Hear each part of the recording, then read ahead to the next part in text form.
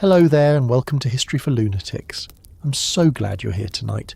Settle into something comfortable, pull a blanket a little closer if you have one, and let the noise of the day fall away for a while, because tonight we're going back to a moment that many New Yorkers can still remember with uncomfortable clarity.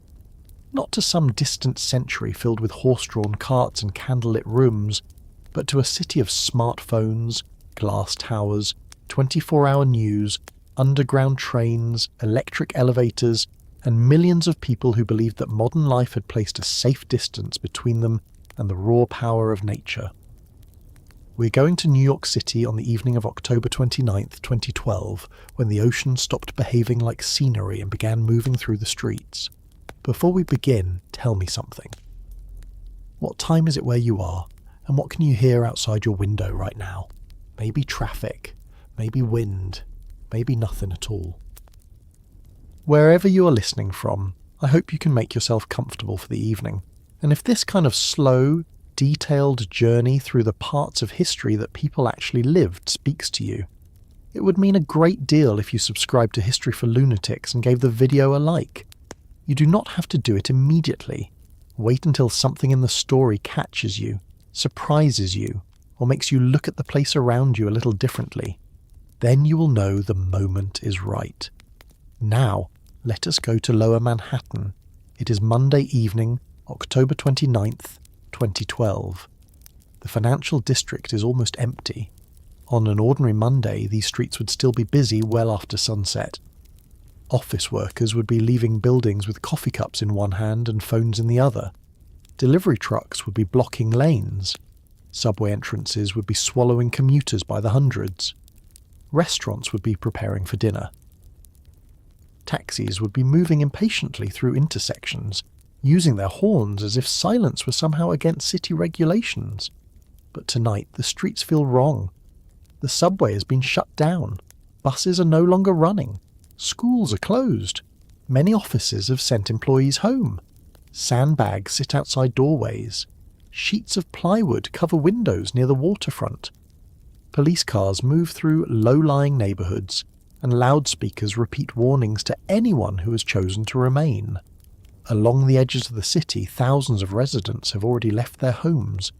Others are waiting inside, listening to the wind and trying to decide whether the officials on television are being cautious, or whether something genuinely dangerous is approaching. The rain is not especially dramatic at every moment. That is important to understand. People often imagine disasters announcing themselves clearly, with one enormous sound or one unmistakable sign that tells everyone the ordinary world has ended. Sandy did not arrive in New York that way. For many residents, the beginning was a gradual collection of inconveniences. The transit shut down, the empty grocery shelves, the taped windows, the elevators taken out of service, the repeated weather maps showing a huge spiral turning toward the coast. The city was still recognisable, but its usual machinery was slowing down piece by piece. Then the water began to rise. New York has always presented itself as a city of stone, steel, concrete, and human confidence. Its buildings rise so high that it is easy to forget what lies beneath them. Manhattan is an island. Staten Island is an island. Brooklyn and Queens sit on the western end of Long Island. The Bronx faces the Long Island Sound and the East River. The city is wrapped in harbours, bays, inlets, tidal creeks, canals, beaches, and rivers. Water is not outside New York. Water is one of the reasons New York exists. The harbour built the city. Ships brought people, food, fuel, machinery, mail, and money. The waterfront created jobs and neighbourhoods. Ferries crossed between communities long before bridges and tunnels connected them. Warehouses, factories, power stations, hospitals, rail yards, public housing developments, apartment buildings, airports, and roads grew beside the water because the water had always been useful. For most days in the city's history, it stayed where people expected it to stay. On the night of Sandy, it did not. The storm itself had become enormous. Sandy had formed in the Caribbean, crossed Jamaica and Cuba, moved through the Bahamas, and then expanded as it travelled north.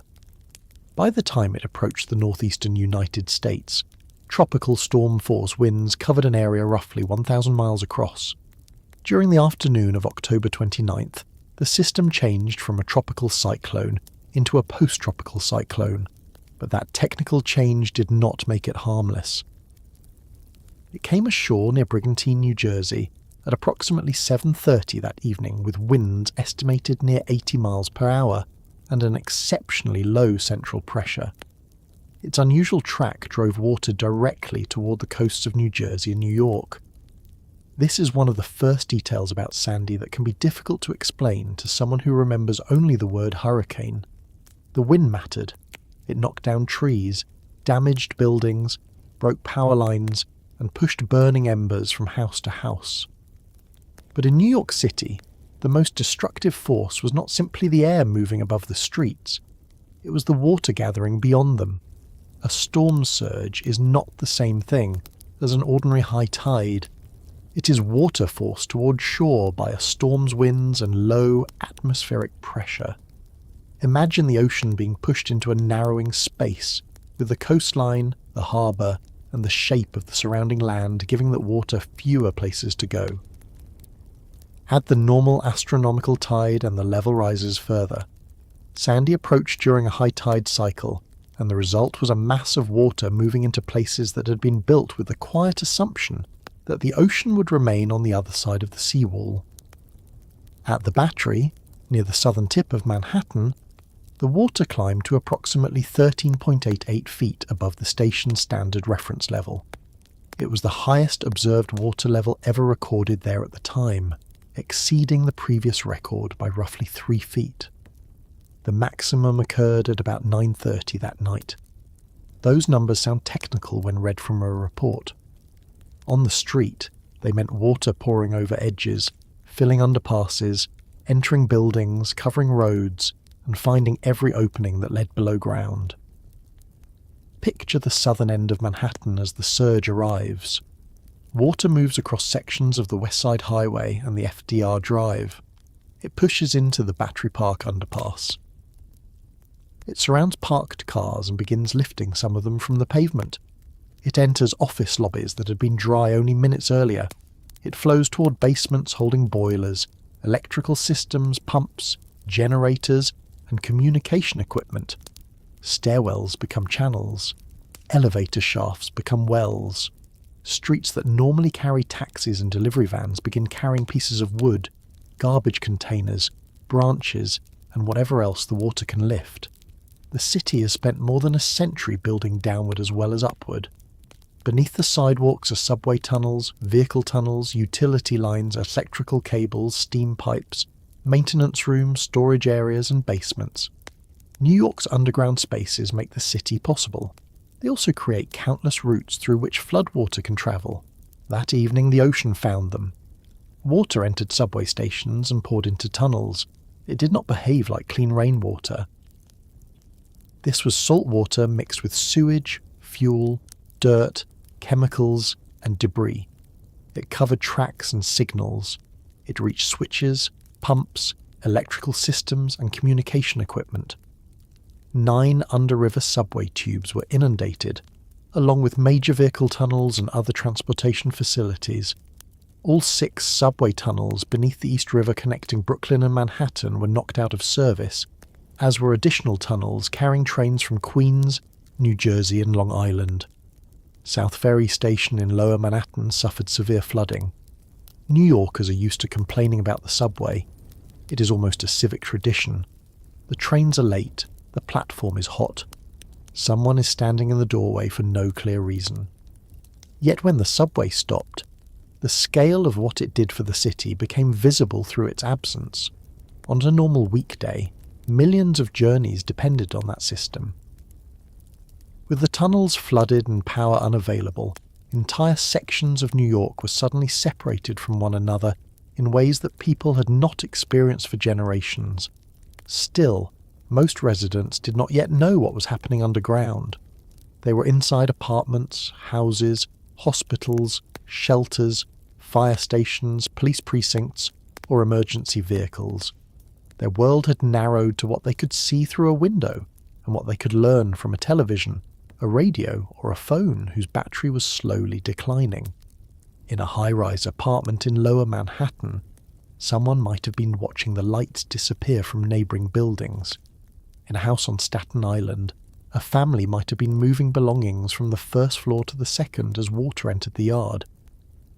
In the Rockaways, residents who decided to stay were hearing wind against the siding and wondering whether the sound outside was rain or seawater. In Red Hook, Coney Island, the East Village, Broad Channel, Hamilton Beach and other low-lying areas, the same realization was arriving at slightly different times. The water was not stopping at the curb. At approximately 8 o'clock that evening, large parts of Lower Manhattan went dark. Some electrical networks had been intentionally shut down in advance to protect equipment from flooding. Other systems failed when water entered substations. From across the East River, the effect was startling. Upper Manhattan still glowed. The Empire State Building and parts of Midtown remained visible. Below them, a broad section of the island had become a dark shape surrounded by water and scattered emergency lights. Close to 2 million people across New York City lost electrical power at some point during the storm. For some, service returned relatively quickly. For others, the outage lasted days or weeks. The blackout meant more than dark rooms. In tall apartment buildings, pumps could no longer move water to upper floors. Elevators stopped. Refrigerators warmed. Medical devices became dependent on batteries or generators. Cell phones could not be charged. Electronic doors, intercoms, and building communication systems failed. For elderly residents or people with limited mobility, an apartment several floors above the street could become a place that was safe from the flood, but nearly impossible to leave. This is where a disaster begins separating people according to circumstances that seemed unimportant the day before. Do you live on high ground or close to the coast? Do you own a car? Do you have family nearby? Can you walk down 15 flights of stairs? Do you have money for a hotel? Does your building have a working generator? Do you need refrigerated medicine? Do you speak enough English to understand the evacuation announcement? Do you believe officials when they tell you to leave? The storm did not ask these questions politely. It simply exposed the answers. A mandatory evacuation had been ordered for approximately 375,000 residents of the city's low-lying Zone A. The area included the Rockaways, coastal Staten Island, Coney Island, Red Hook, parts of Lower Manhattan, Broad Channel, Hamilton Beach, and sections of the Bronx and Queens. 72 evacuation centres had opened. The subway began shutting down at 7 o'clock on Sunday evening, with buses following later, which meant residents who planned to leave had to make their decisions before the city's normal transportation system disappeared. Many people obeyed the order. They packed clothing, medicine, documents, food, children and pets, then went to shelters or stayed with relatives and friends. Others remained behind. Some had experienced Hurricane Irene the previous year and remembered warnings that had seemed more severe than the damage that followed in their neighbourhood. Some were afraid of leaving their property unattended. Some did not have an easy place to go. Others looked at the buildings around them, looked at the distance between their door and the shoreline, and concluded that the water could not possibly reach them. That conclusion was understandable. It was also tragically wrong in some places. On Staten Island's east and south shores, the surge entered neighbourhoods with tremendous force. Houses filled rapidly, cars floated away or became traps. Residents climbed to upper floors, attics, roofs, and trees. Emergency dispatchers received calls from people whose homes were surrounded by water. First responders moved through flooded streets in boats and high water vehicles, working in darkness while winds continued to throw debris across their path. In Queens, the Rockaway Peninsula was struck from both sides. The Atlantic Ocean pressed against the beaches while Jamaica Bay rose behind the neighbourhoods. Roads flooded, boardwalk sections broke apart, and fires ignited in several communities. In Breezy Point, flames spread through closely built houses while floodwater made it extremely difficult for firefighters to reach them. The largest fire there destroyed 126 homes and damaged 22 more. Across the city, firefighters faced 94 separate fires during the night, often while the normal street grid had been transformed into a network of dark, moving water. Imagine being a firefighter approaching a burning neighbourhood while the street itself has disappeared. The truck cannot move forward because the water is too deep. Hoses must be dragged through floodwater filled with hidden obstacles. Electrical wires may be down. Wind carries sparks toward houses that are only a few feet apart. The fire is visible, bright and violent, but the route toward it is blocked by the ocean. This was the strange combination Sandy created. Flood and fire, darkness and emergency lights. Wind above the rooftops and water below the door handles. A city built to handle millions of daily problems was suddenly confronting several disasters at the same time. Hospitals were not spared. Medical facilities near the waterfront had prepared generators and moved some patients to higher floors, but floodwater entered basements and damaged power systems. At New York University's Langone Medical Center, the loss of electrical power forced an emergency evacuation. Staff members carried patients down dark stairways, including infants from intensive care units. Other hospitals and residential healthcare facilities also had to move patients during and after the storm. 5 hospitals and approximately 30 residential facilities eventually lost the ability to shelter safely in place, leading to large-scale evacuations that continued after the worst winds had passed. Outside, the water kept moving through neighbourhoods that most television viewers could not see clearly. Cameras focused naturally on Lower Manhattan because its skyline was familiar. Yet some of the worst human consequences were unfolding far from the towers, in modest houses along Staten Island, southern Brooklyn and Queens. These were neighbourhoods where people knew their blocks, their neighbours, their local stores, and the short route to the beach. Many residents had lived near the water for decades. The coast was part of daily life. It was where children played, where people walked dogs, where families sat during summer evenings, and where homeowners accepted the occasional flooded street as one of the inconveniences of living close to the sea. Sandy changed the scale of that relationship. The surge covered approximately 51 square miles of New York City, about 17% of its land area. Nearly 90,000 buildings stood within the inundated zone. More than 69,000 residential units were damaged and thousands of residents were displaced. The storm caused an estimated $19 billion in damages and lost economic activity within the city. 44 New Yorkers died as a direct result of the disaster. Numbers of that size are difficult to hold in the mind, so let us reduce them to one house. Picture a small home near the coast after the water has entered. The refrigerator is tipped forward. Kitchen drawers hang open. Family photographs float face down in brown water. Salt has entered the walls, the insulation, the electrical outlets, the heating system and the floorboards. The couch is soaked. The furnace is ruined. The car outside may no longer start. Even after the water leaves, the house will not simply become dry again. Mud remains. Mould begins growing. Metal corrodes. The smell settles into everything. Now multiply that house by a street, then a neighbourhood, then by communities across 5 boroughs. The physical damage was only the beginning. People would spend weeks searching for contractors, temporary apartments, fuel, insurance information, replacement documents, cleaning supplies, and answers from government agencies. Some would return to work while sleeping in homes without heat. Some would live with relatives. Some would remain in shelters or hotels. Small businesses would reopen slowly or never reopen. Neighbourhoods that had appeared stable before the storm would begin years of arguments about rebuilding. Flood maps, insurance premiums, seawalls, dunes, elevated houses, and whether living close to the water could ever feel ordinary again. But those questions belong to the morning and the months that followed. On the night of October 29th, most people were thinking in smaller units of time. Can we get upstairs? Is the water still rising? Where is the flashlight? How much battery is left?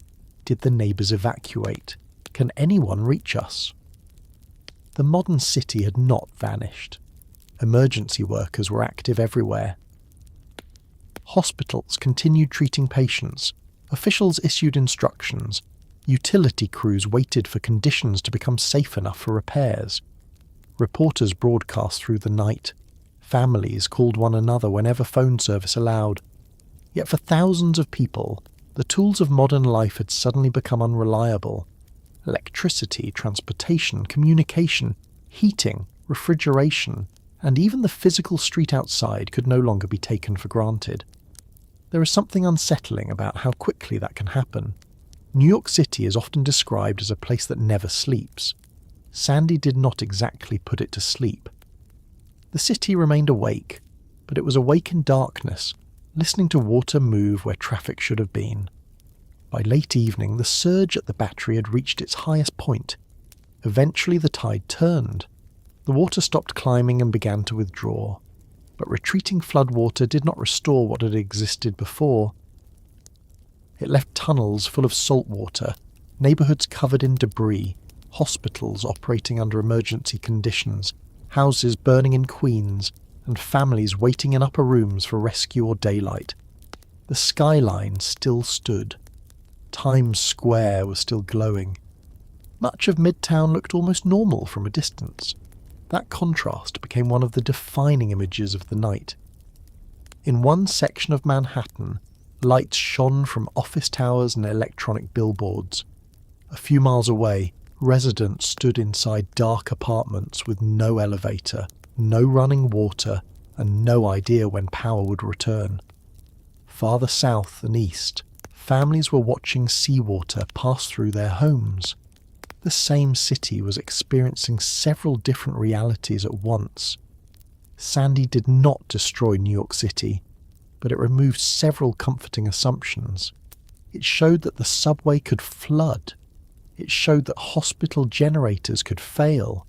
It showed that neighbourhoods miles apart could be cut off at the same time.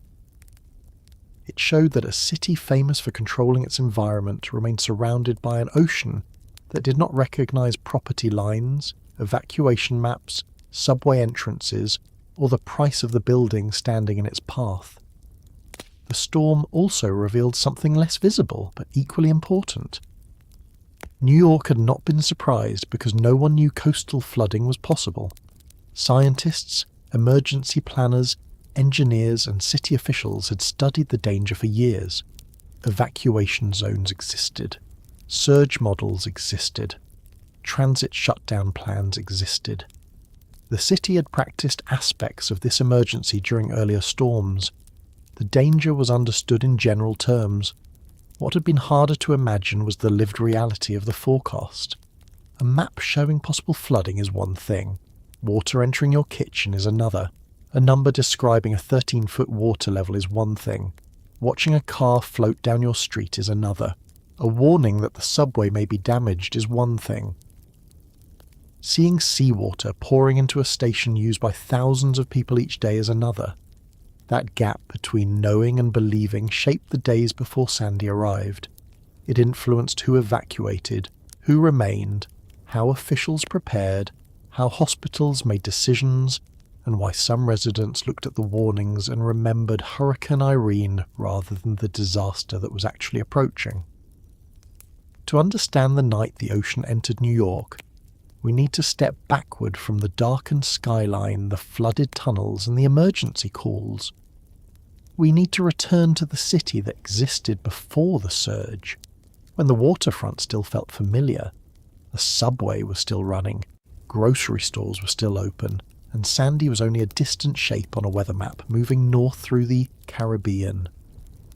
The easiest way to understand why Hurricane Sandy surprised so many people is to picture New York City on an ordinary day before the storm existed in anyone's forecast. Stand near the southern tip of Manhattan and look outward. Ferries cross the harbour. Tugboats move between larger vessels. The Statue of Liberty stands on its island. Office towers rise behind you, and beneath your feet the subway carries thousands of passengers through tunnels running below the river. Nothing about the scene suggests vulnerability. It suggests control. The water appears to have been assigned a specific place, and the city appears to have built everything important just beyond its reach. That feeling was not foolish. It had been reinforced every day for generations. New York's relationship with water had always been practical. The harbour helped turn a small colonial settlement into the largest city in the United States. Ships arrived with immigrants and cargo. Docks provided work. Warehouses stood near the shoreline because carrying goods inland was slow and expensive. Factories used the waterfront for deliveries and waste removal. Ferries connected communities before bridges and tunnels made those journeys easier. Even after the old working waterfront declined, the city continued placing essential infrastructure beside the water. Power plants needed access to cooling water. Sewage treatment facilities were built near the places where treated water could be discharged. Rail yards, highways, airports, public housing developments, hospitals, fuel terminals, and communication equipment occupied low ground because low ground was available, useful, and close to the transportation routes that kept the city functioning. The result was a city whose most valuable systems often stood in the same places most exposed to coastal flooding. Most residents did not think about this while going to work. A passenger entering a subway station in lower Manhattan did not usually wonder how far the entrance stood above sea level. A family living in the Rockaways did not begin every morning by studying the direction of the wind over the Atlantic. Someone visiting a hospital near the East River was unlikely to ask whether its emergency generators were protected from a storm surge. These questions belong to engineers, planners, insurers, and emergency officials. Ordinary life depended on the assumption that those people had already considered them. For the most part, the arrangement worked. New York experienced heavy rain, snowstorms, nor'easters, heat waves, blackouts, and the occasional tropical system. Streets flooded, trees fell, basement apartments took in water. Subway service stopped when drains could not keep up. Coastal neighbourhoods dealt with high tides and damaged boardwalks. Yet the city recovered so often and so quickly that disruption became part of its personality. New Yorkers expected trouble, complained about it thoroughly, and continued with the day. A hurricane strong enough to force the Atlantic Ocean into entire neighbourhoods belonged to a different category of imagination. The city had faced such storms before, but they were separated by enough time that they had become historical curiosities rather than shared memories. In 1821, a hurricane struck New York directly. Contemporary accounts described a surge that flooded lower Manhattan as far north as Canal Street. The city was much smaller then, and the flooded area did not contain the dense network of electrical systems, subway tunnels, hospitals, office towers, and underground machinery that would occupy it 2 centuries later. In 1938, the storm remembered as the Long Island Express crossed Long Island at extraordinary speed and struck southern New England with little warning. It killed more than 600 people across the region, including 10 in New York City, and caused widespread wind and coastal damage. Hurricane Donna brought a roughly 10-foot storm tide to the Battery in 1960 and flooded sections of lower Manhattan, setting the local high water record that stood until Sandy.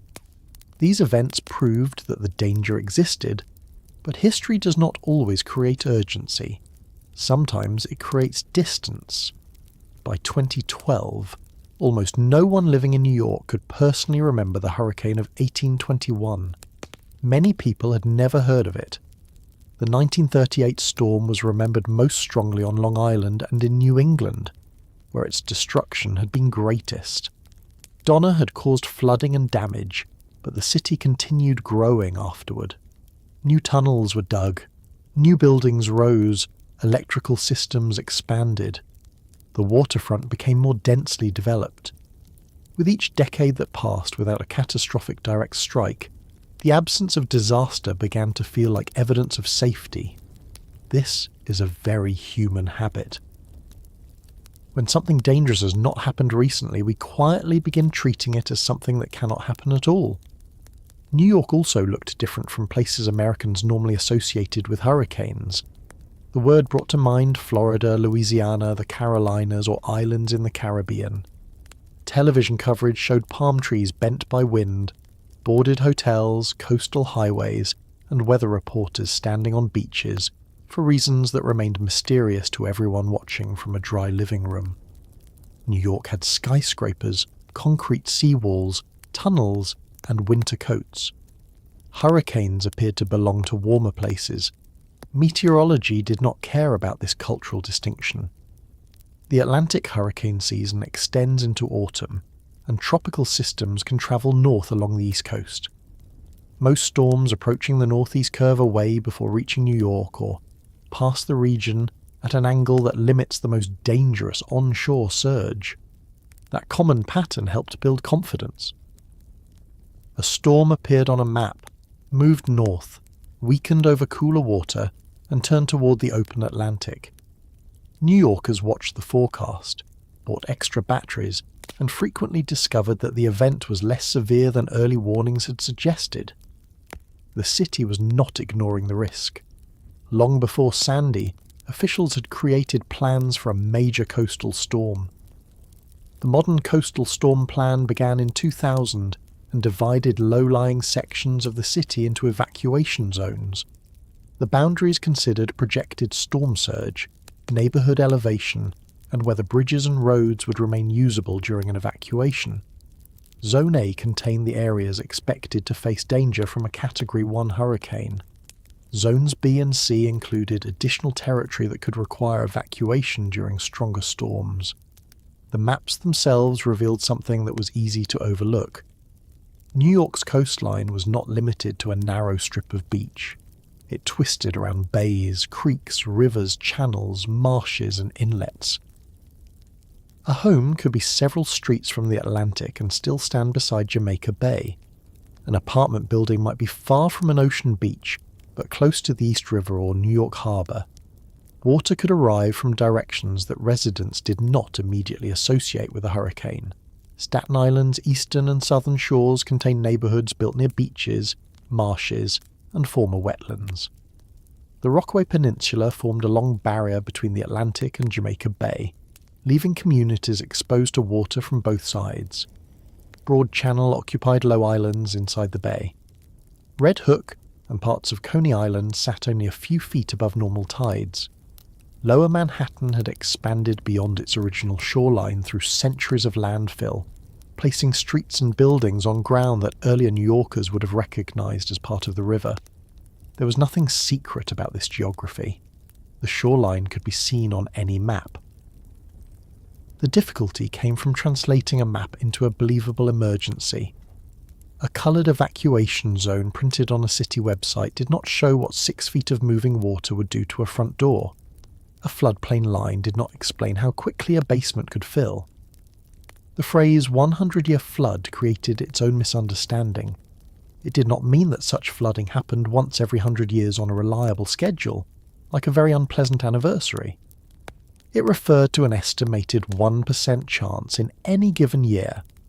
A home could experience such an event twice within a decade, or avoid one for a century. Yet the language sounded distant enough that many people heard it as a problem for another generation. The official flood maps had another weakness. Much of their underlying information dated to 1983. The maps had been converted into digital form, but their assessment of the city's risk had not been meaningfully updated for decades. New York formally asked the Federal Emergency Management Agency to revise them in 2007, and FEMA began a new coastal study in 2009. In 2010, the city collected highly detailed elevation measurements using aircraft-mounted laser equipment, creating a much more precise picture of the height and shape of the 5 boroughs. That work was still being incorporated into new planning when Sandy arrived. The old maps did not mean that officials believed the city was safe. They meant that the process of measuring risk was moving more slowly than the risk itself. New York had also begun examining climate change. Mayor Michael Bloomberg convened the New York City Panel on Climate Change in 2008, bringing scientists and risk specialists together to study rising seas, extreme weather, heat, and other threats. By the time Sandy approached, researchers had documented that sea level around the city had risen by more than a foot since 1900. Even a modest rise matters during a coastal storm because the surge begins from a higher starting point. Water that might once have remained below a seawall can move over it. A basement that might have escaped flooding can take in several inches or several feet. Still, most of this work remained outside daily conversation. People knew generally that seas were rising and storms could be dangerous, but knowledge of a long-term trend did not necessarily change what someone did on a particular Monday morning. Rent had to be paid, children had to get to school, work schedules did not pause because an updated elevation model was being prepared. Then, Hurricane Irene approached in August 2011. Irene became a major test of New York's coastal emergency planning. Forecasts showed the storm moving toward the city after causing serious destruction in the Caribbean and along the East Coast. Mayor Bloomberg ordered the evacuation of Zone A, the first mandatory general evacuation in the city's history. The subway, buses, and commuter rail systems were shut down before the storm arrived. Hospitals and nursing facilities in vulnerable areas moved thousands of patients. Emergency shelters opened. Residents filled grocery carts with bottled water, canned food, batteries, and whatever snack seemed most appropriate for facing a hurricane in a small apartment. For a city accustomed to remaining open during nearly everything, the preparations were remarkable. Transit officials did not shut the entire subway system casually. Hospitals did not move fragile patients without serious concern. The order signalled that something potentially historic was coming. Irene's centre passed over Coney Island and Manhattan on August 28th, but its strongest winds remained mainly east of the track. New York City suffered flooding, power outages, downed trees, and substantial property damage, yet it escaped the catastrophic impact many people had feared. The storm's most devastating inland flooding occurred elsewhere, including parts of upstate New York, New Jersey, Vermont, and other northeastern states. In the city, the evacuation order was lifted that afternoon, and the process of restoring transportation and returning evacuees began. From an emergency management perspective, Irene had been valuable. Agencies tested communication systems, shelters, evacuations, bridge and tunnel procedures, and the complicated movement of hospital and nursing home patients. Reviews after the storm produced dozens of recommendations. Officials improved coordination for closing bridges and tunnels, strengthened plans for healthcare facilities, revised shelter operations, and adjusted communication procedures. Many of those lessons would be used during Sandy. For some members of the public, however, Irene taught a very different lesson. They had been told to leave. They had watched the subway close. They had carried bags to relatives' apartments or spent the night in shelters. Then they returned to homes that appeared mostly intact. The storm had caused genuine harm, but in many neighbourhoods the feared wall of water had not arrived. The next warning would therefore be measured against that memory. This did not mean residents were careless or unintelligent. Evacuating a home is difficult. A person has to decide what to take, where to go, how to travel, whether pets are allowed, whether an elderly relative can manage the trip, and whether the danger of leaving is greater than the danger of staying. People in public housing or high-rise apartments may worry about elevators being shut down before they can return. Families may fear theft. Workers may not know whether they will lose wages. Someone who evacuated unnecessarily during the previous storm may hesitate before repeating the experience. The behaviour recorded after Sandy shows how powerful Irene's memory became. In a survey of residents from the most vulnerable evacuation zone, 19% said their experience during Irene made them more likely to evacuate for Sandy. 32% said it made them less likely. Another 43% said Irene made no difference. A separate city health analysis later found that fewer than 1/3 of Zone A residents evacuated during Irene, while only a little more than 1/3 did so during Sandy. This is sometimes described as warning fatigue, but the phrase can sound more dismissive than it should. People were not tired of safety, they were trying to interpret uncertainty. Weather forecasts describe possibilities, not guarantees. A hurricane can shift east or west. Its winds can weaken while its surge remains dangerous. Rain can fall in one area and miss another. A difference of a few hours can determine whether the worst surge arrives at high tide or low tide. Emergency officials must act before the final outcome is certain, because waiting for certainty means waiting until roads are flooded and transportation is stopped. Residents face the opposite temptation. They can look outside, see only ordinary rain, and conclude that the forecast was exaggerated. In the months between Irene and Sandy, New York returned to its normal confidence. Repairs were made, emergency reports were written, evacuation boundaries were adjusted to include places such as City Island, the Rockaways, and Hamilton Beach. Public housing officials developed more detailed communication plans. Hospitals considered whether moving patients before every storm could itself create serious medical risks.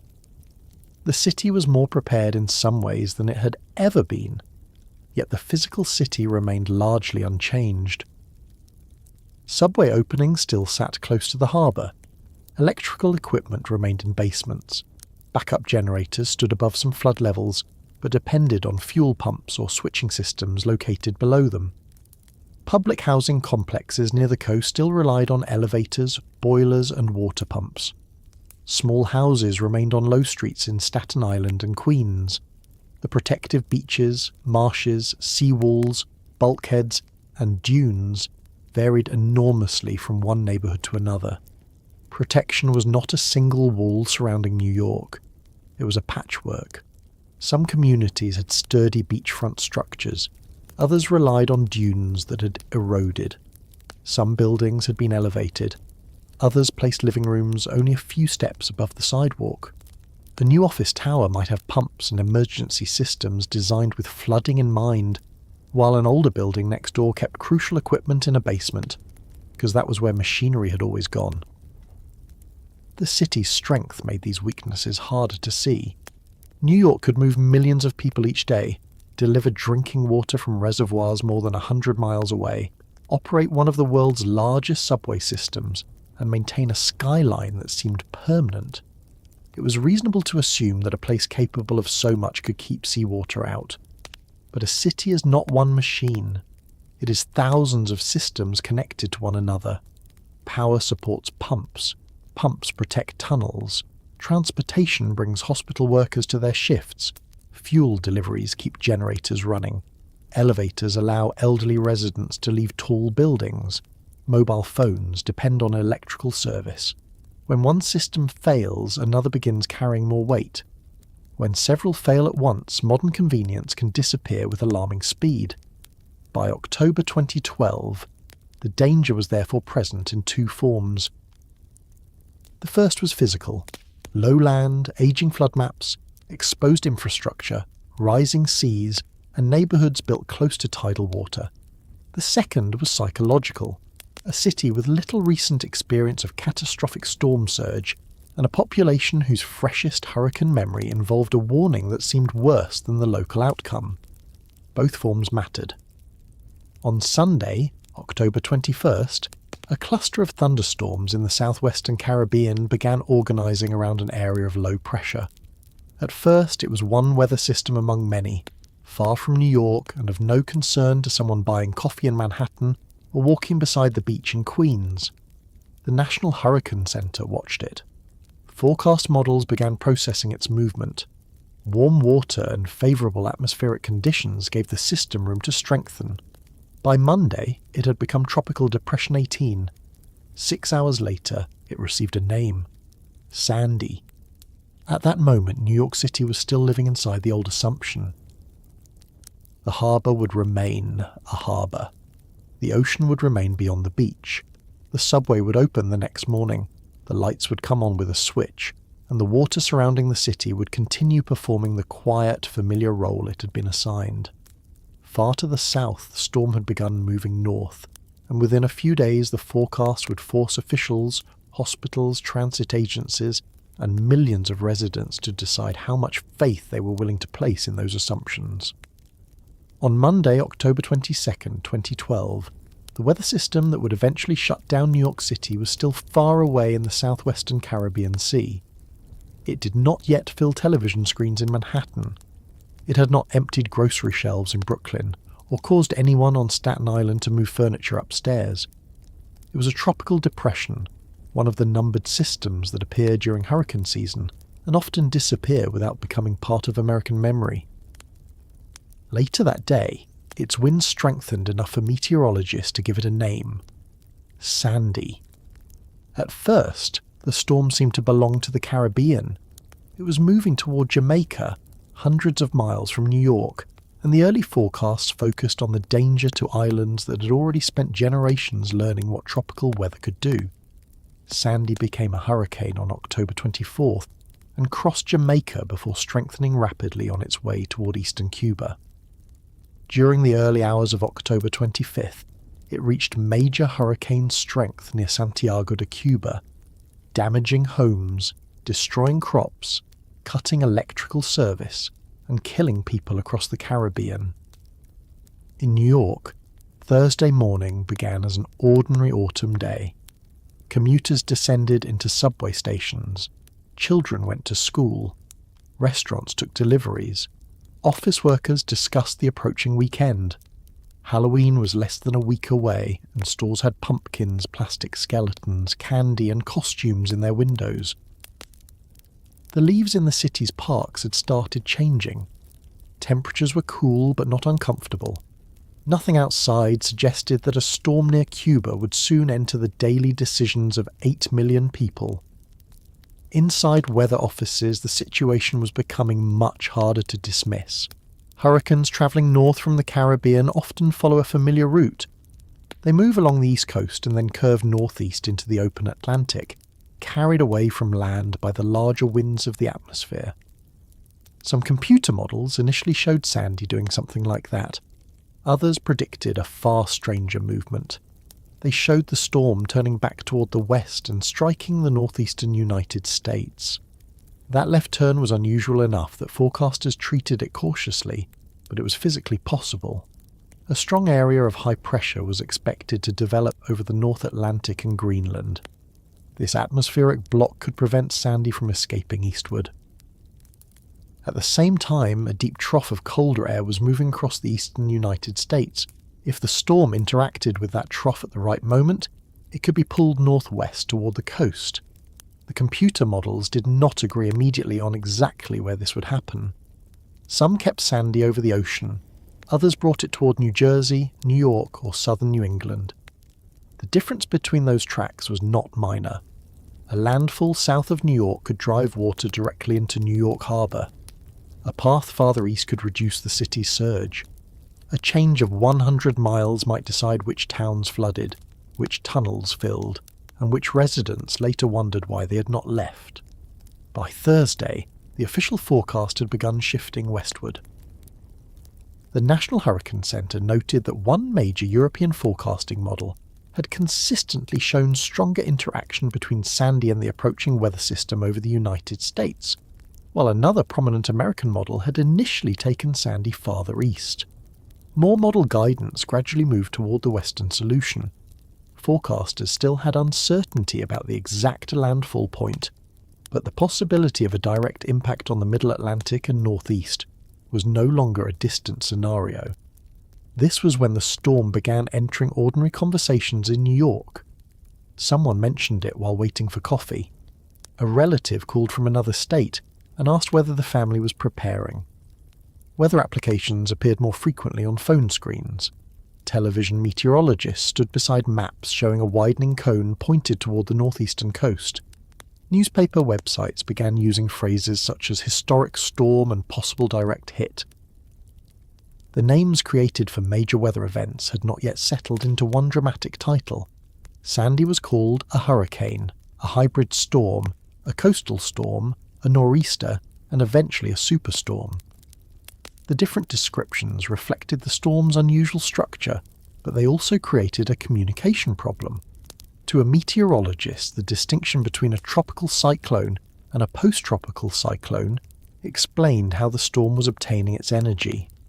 To a person deciding whether to leave an apartment, the distinction could sound as if the storm were weakening.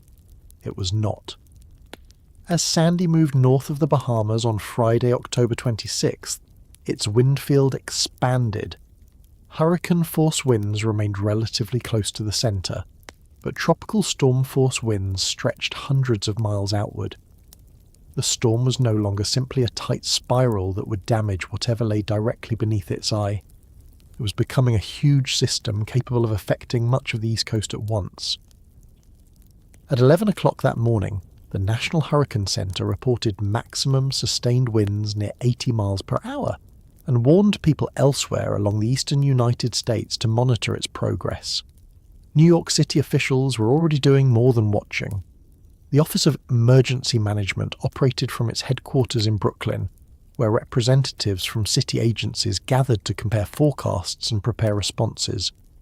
The Police Department, Fire Department, Department of Sanitation, Department of Transportation, Housing Authority, Health Department, Parks Department, and other agencies began moving personnel and equipment. City officials held calls with the National Weather Service and state and federal emergency managers. Hospitals reviewed power systems and patient lists. Shelter locations were checked. Public housing employees prepared notices for vulnerable developments. Transit workers began planning the enormous job of protecting a system that could not simply be turned off with one switch. Closing the subway required time. Trains had to complete their routes and return to storage areas. Passengers had to leave stations. Equipment had to be moved from low-lying yards.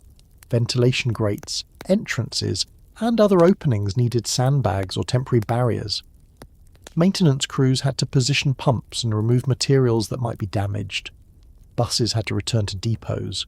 Commuter railroads had to secure trains and prepare tracks, stations, and electrical systems. A shutdown also created its own risk.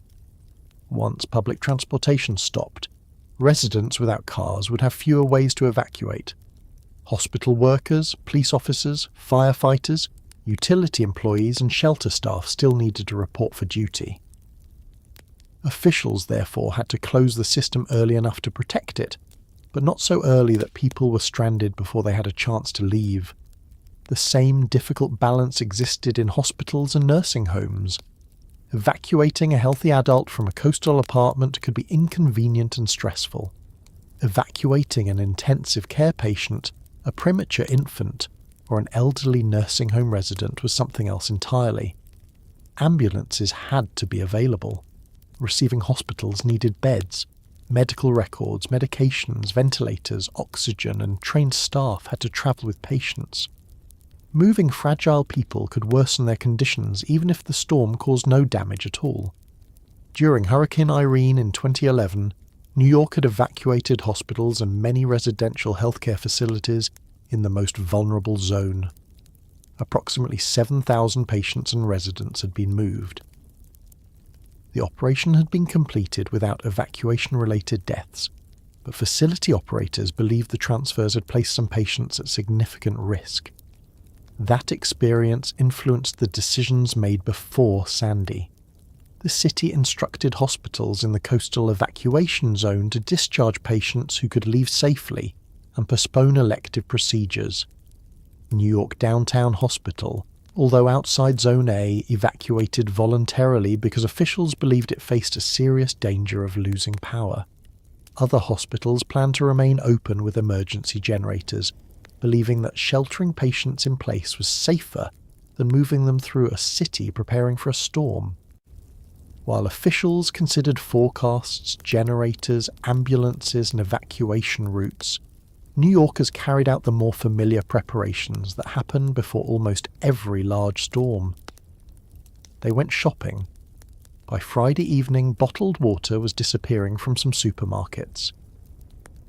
Batteries, flashlights, canned food, bread, peanut butter, milk, toilet paper, candles, and bags of ice were moving from shelves into carts. Hardware stores sold plywood, tarps, rope, duct tape, and portable pumps. People waited at cash machines because they understood that credit card systems might fail during a blackout. Drivers filled fuel tanks. Apartment residents charged phones, tablets, and laptop computers. Some filled bathtubs with water, following advice handed down through families even when they were not entirely sure how they would use it. There is something strange about preparing for a modern disaster in a grocery store. The shelves contain thousands of choices, yet nearly everyone reaches for the same small group of objects: water, food that does not require refrigeration, a source of light, something that provides information. For a moment, the complicated life of a city is reduced to the basic question of what a household will need if the machines around it stop working. Not everyone could prepare equally. Buying several days of supplies required money. Leaving the city might mean paying for fuel, a hotel, or train tickets. Missing work could mean losing wages. Some residents had no family nearby and nowhere obvious to go. Others cared for relatives who could not use stairs or travel easily. Pet owners worried that shelters would not accept their animals, although the city had taken steps to accommodate pets after lessons learned from previous disasters. People who relied on refrigerated medication had to think about power. Residents whose first language was not English depended on translated announcements, family members, community groups, and local media. The instruction to prepare sounded simple. The work of preparing was not. By Saturday morning, October 27th, the forecast had become more serious. Sandy was moving away from the Bahamas, but its reach was continuing to expand. The National Hurricane Center warned that water could rise 4 to 8 feet above ground in parts of the coastline from Maryland to the Connecticut and Rhode Island border, including New York Harbor, Raritan Bay, and Long Island Sound. Elevated water could continue through multiple tidal cycles, and serious flooding might occur far from the storm center. That forecast changed the meaning of the storm for New York. Wind was easy to imagine. People had seen trees fall and windows break.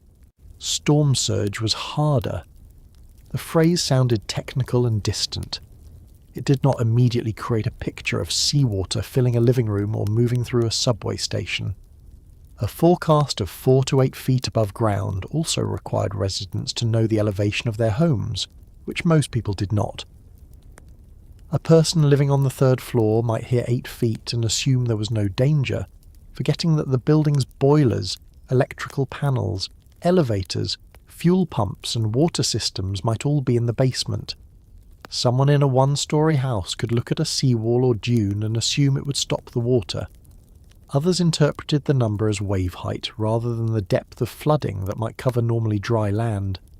Meteorologists and emergency officials attempted to explain the danger, but they were also dealing with language that had not been designed for a storm like Sandy. The National Hurricane Center expected Sandy to lose its purely tropical structure shortly before landfall and become a post-tropical cyclone. Under the warning policy used in 2012, hurricane watches and warnings would normally be discontinued once that transition occurred. Officials feared that issuing a hurricane warning and then replacing it with other warnings as Sandy reached the coast would confuse the public. Local National Weather Service offices instead issued coastal flood warnings, high wind warnings, and other products. The scientific reasoning behind the choice was understandable. The public result was less clear. Some television viewers saw that there was no hurricane warning for New York and assumed the danger had decreased. Others heard that Sandy might become post-tropical and interpreted that word as meaning after the storm. Reporters spent valuable airtime explaining classifications when they wanted to focus on evacuations and flooding. A later National Weather Service assessment found broad confusion about the terminology and concluded that forecasts needed to emphasize what a storm would do rather than what it would be called. coastal residents surveyed before and after landfall often worried more about wind than surge, even though surge would become the storm's most lethal and destructive hazard around New York. By Saturday afternoon, the question inside City Hall was no longer whether Sandy posed a threat. The question was how far preparation should go and how quickly orders should be issued. Mayor Michael Bloomberg held a news conference and warned residents to prepare, but he did not yet order the general evacuation of Zone A. The city needed the latest surge forecasts before making a decision that would affect hundreds of thousands of people. The mayor told residents in low-lying areas to be ready to leave. Schools would close Monday, shelters were being prepared. Residents were advised to locate their evacuation zones and make plans. Across the city, people watched and waited. In some coastal neighbourhoods, homeowners began moving cars to higher streets. Furniture, photographs, documents, and electronic equipment were carried upstairs. Sandbags were placed near basement doors. Store owners lifted merchandise from floors. Boats were tied more securely or removed from marinas. Construction sites secured cranes and loose materials. Parks workers cut branches that appeared likely to fall. Building managers posted notices in lobbies and tested emergency lighting. Other residents made no unusual preparations. The sky did not yet look threatening. Saturday in much of New York was cloudy but manageable. Stores were open, traffic moved, the subway ran. Someone could walk through Times Square surrounded by screens and tourists and reasonably wonder whether the entire city was overreacting to another forecast. Sunday morning removed much of that uncertainty. The 11 a.m. National Hurricane Center advisory placed Sandy approximately 575 miles south of New York City. The storm was moving northeast, but it was expected to turn north and then northwest toward the coast. More important for the city, the projected surge in Long Island Sound, Raritan Bay and New York Harbor had increased to between 6 and 11 feet above ground if the highest water arrived near high tide. The advisory used direct language. Life-threatening storm surge flooding was expected. The change into a winter-type low-pressure system would not weaken Sandy, and might even strengthen it before landfall. The warning arrived during the morning high-level meetings between the National Weather Service and city officials. Revised surge projections showed that water could reach farther into coastal neighbourhoods than earlier estimates had suggested. Mayor Bloomberg issued a mandatory evacuation order for Zone A. Approximately 375,000 residents were told to leave. Zone A included the Rockaway Peninsula, Hamilton Beach, Broad Channel, sections of Coney Island, Red Hook, coastal Staten Island, Battery Park City, parts of Lower Manhattan, and vulnerable areas in the Bronx and Queens. It also contained 26 New York City Housing Authority developments, housing more than 45,000 residents. 6 acute care hospitals, 1 psychiatric hospital, 22 nursing homes, and 18 adult care facilities stood within the zone. The order did not mean police officers would enter every home and physically remove the occupants.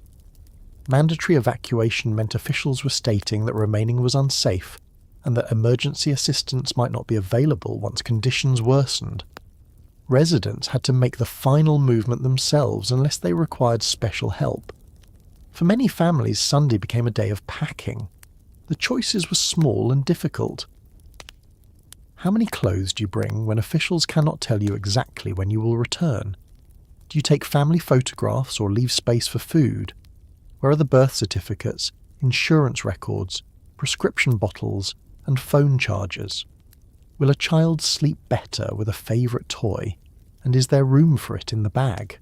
Should the refrigerator be emptied? Should electricity be switched off? What do you do with a pet bird, a large dog, or a cat that has decided this is the ideal moment to hide beneath the bed? Most evacuees did not go to official shelters. They stayed with friends or relatives outside the flood zone. A family might travel only 20 blocks uphill and still leave the area at risk. Others crossed boroughs or drove out of the city. Some entered shelters carrying plastic bags, blankets, medication, children and pets. School buildings became temporary living spaces with cots arranged in classrooms and gymnasiums. The Housing Authority attempted to reach residents through telephone calls, flyers in several languages, staff visits, and police vehicles using flashing lights and bullhorns.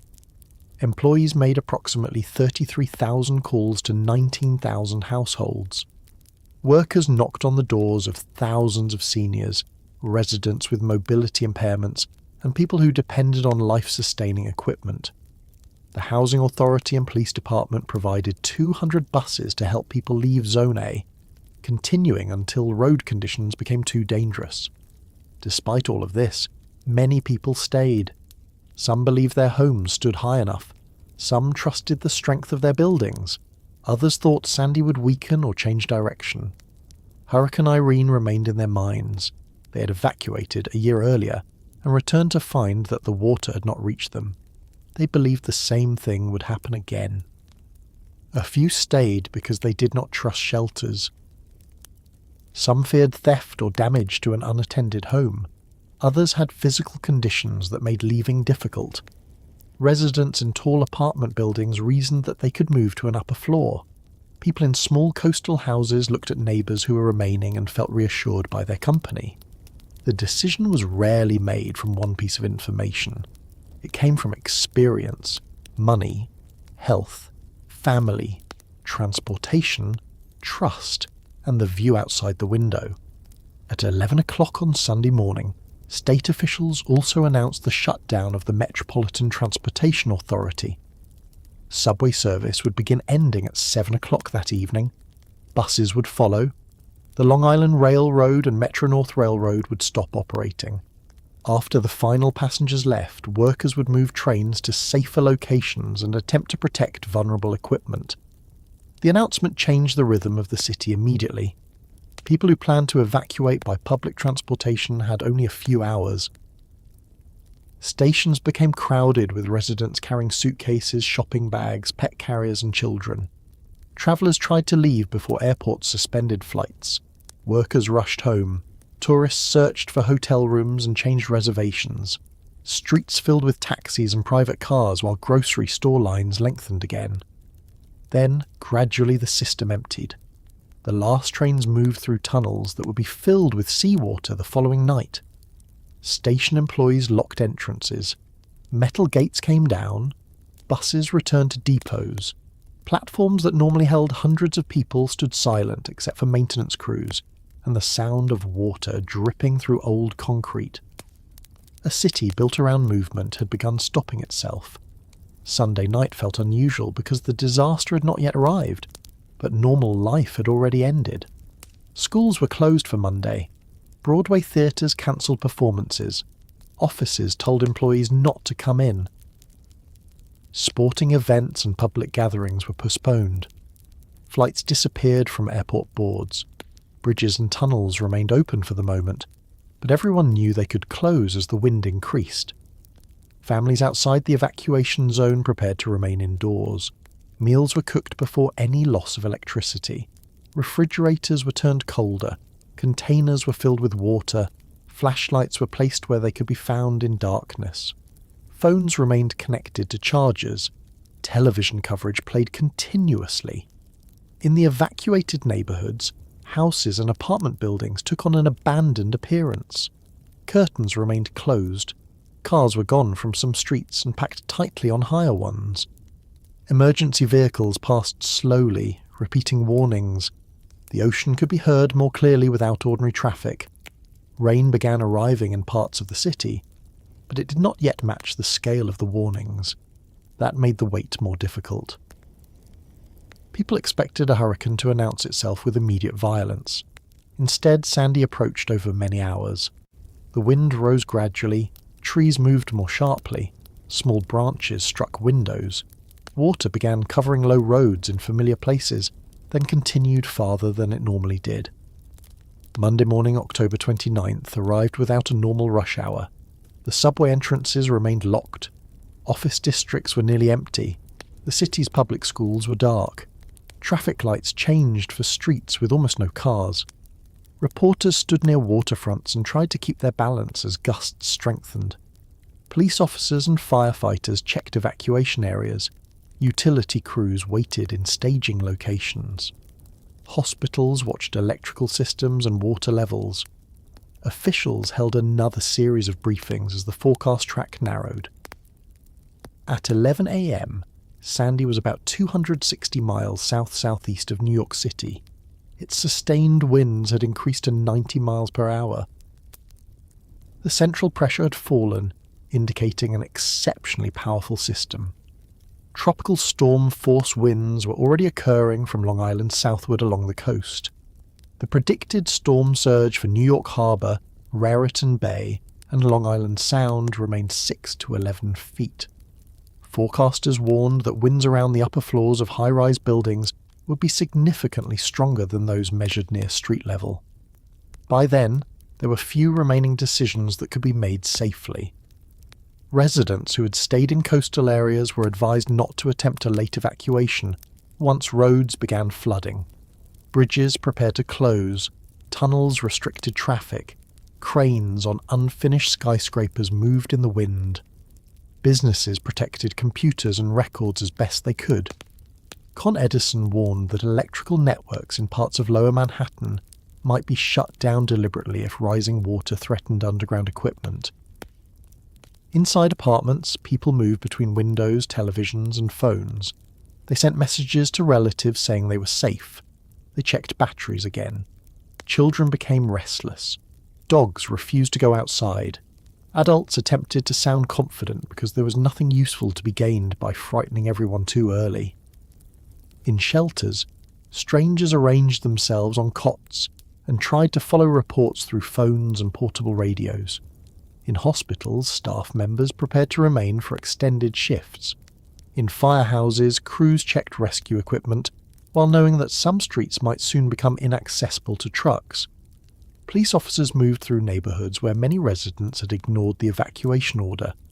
The waiting had lasted several days, but during Monday afternoon it changed.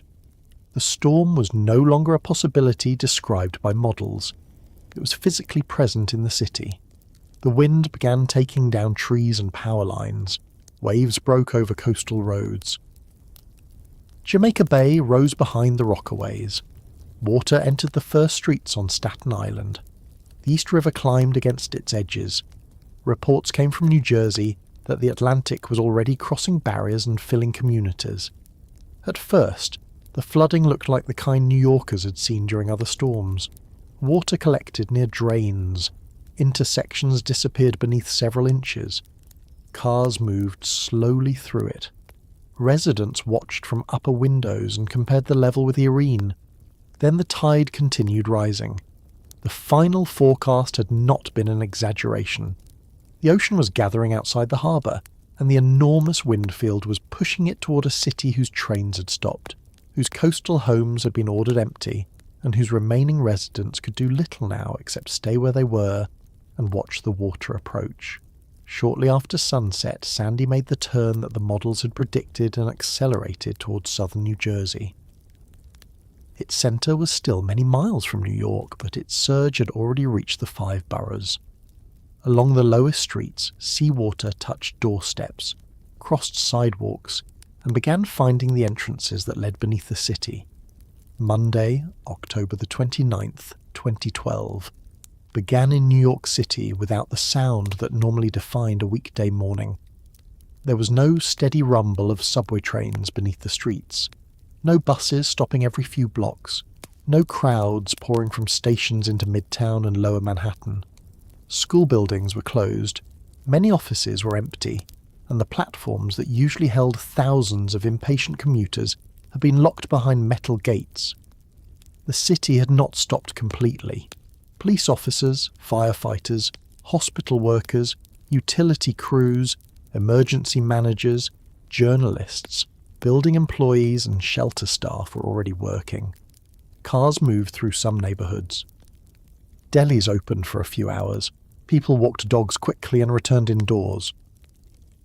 The machinery of ordinary life had been reduced, but the city was still waiting for something that had not fully arrived.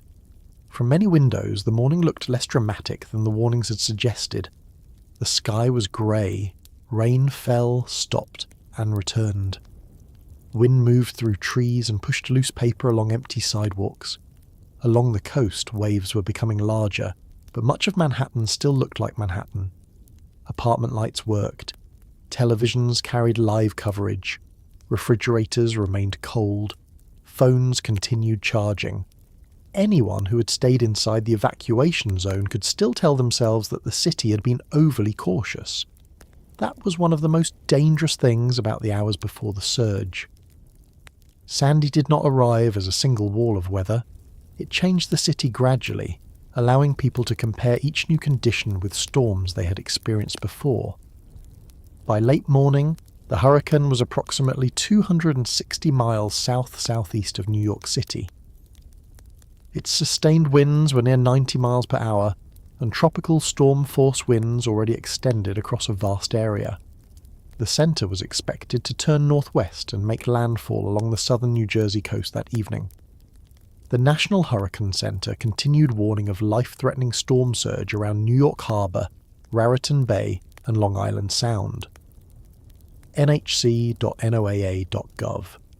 The forecast track mattered because Sandy was not approaching the northeast in the usual way.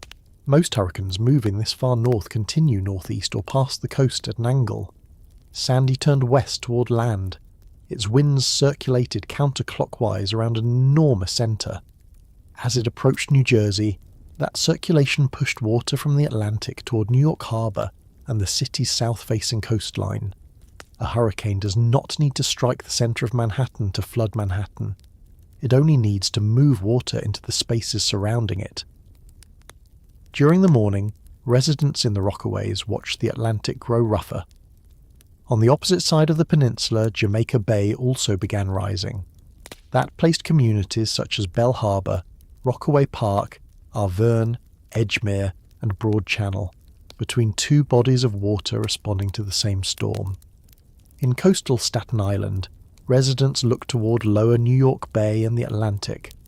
Some had left under the mandatory evacuation order. Others remained in houses where families had lived for decades. They had raised children there, repaired roofs there, celebrated holidays there, and survived previous storms there. The water was familiar. Familiarity made the threat harder to accept. A homeowner might have walked to the end of the driveway and seen water covering the gutter. That alone was not unusual. Another high tide had flooded the street before. The homeowner returned inside. An hour later, the water covered the sidewalk. The difference between nuisance flooding and a deadly surge can be measured in only a few additional feet. Near the southern tip of Manhattan, employees and emergency workers observed the harbour. The battery tide gauge recorded the changing water level continuously. Under normal conditions, the tide would rise, reach its expected high point, and fall. On October 29th, the curve did not follow an ordinary pattern. Water driven by Sandy accumulated on top of the astronomical tide. This was also a spring tide associated with the full moon, when the normal high tide was already somewhat higher than average. High tide at the battery was expected at approximately 8:54 that evening.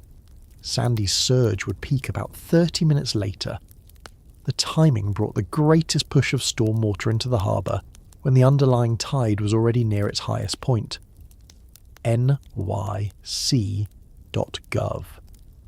You may have watched a bathtub fill and noticed how little concern there is at first. The water remains far below the edge. Even as the level rises, there appears to be plenty of room. Then it reaches the top, and 1 additional inch becomes the difference between a normal bath and water spreading across the floor. New York Harbor was not a bathtub, but the basic problem was similar. The city had lived for generations beside water that normally remained below its edges. Sandy added enough to cross them. During the early afternoon, the wind strengthened. Central Park recorded a gust of 62 miles per hour shortly after 3 o'clock. Airports and coastal observation stations reported stronger gusts. Construction cranes moved above Manhattan. At a high-rise project on West 57th Street, the boom of a tower crane bent and partially collapsed, leaving a large section hanging over the street. Nearby buildings were evacuated, and the dangling machinery became one of the day's most visible reminders that the storm threatened the city from above as well as from the water. Trees came down across the 5 boroughs. Some fell onto cars or houses. Others blocked streets that emergency vehicles might soon need. Electrical lines broke in neighbourhoods served by overhead wires. Leaves and branches filled drains. Traffic lights stopped working in scattered areas. Yet the greatest change was still occurring near the coast. The first water entered places where residents expected occasional flooding. Parking lots near beaches became shallow ponds. Roads around Jamaica Bay disappeared at their lowest points. Water-covered sections of the Belt Parkway, the FDR Drive, and streets near the East River and Hudson River. Police barriers blocked some routes, but the expanding flood did not remain behind them. On Staten Island, the surge moved through low neighbourhoods such as Midland Beach, South Beach, New Dorp Beach, Oakwood Beach, and Tottenville. In some places it followed streets, driveways, drainage channels, and former marshland. Houses that had appeared comfortably separated from the shoreline were suddenly surrounded. Residents called emergency services. At first, many calls described water in basements. Then callers reported water on first floors. People said cars were floating. Some asked whether they should leave immediately. Dispatchers faced a terrible problem.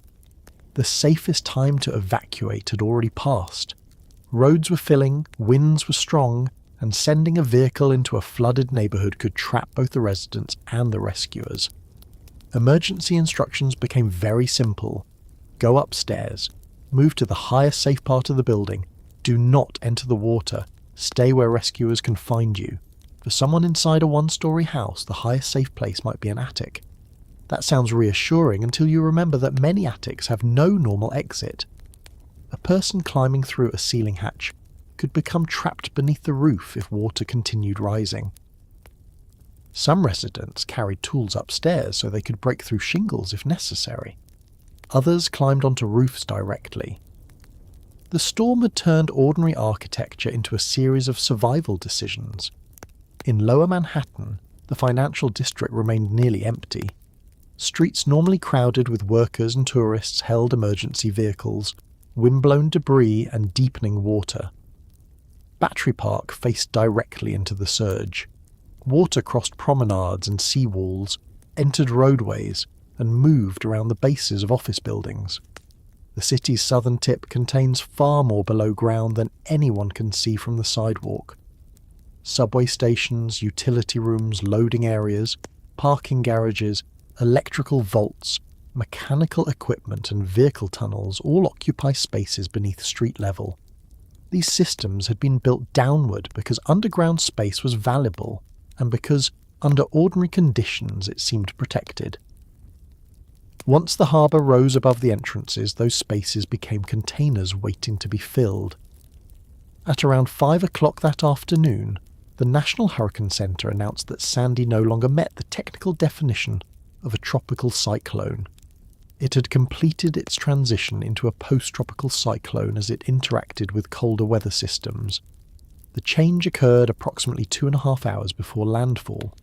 Nothing outside became calmer. The reclassification described Sandy's internal structure, not its danger. Its winds remained powerful. Its pressure remained exceptionally low. Its enormous circulation continued pushing water towards shore. At approximately 7:30 in the evening, the centre crossed the coast near Brigantine, New Jersey, with maximum sustained winds near 80 miles per hour.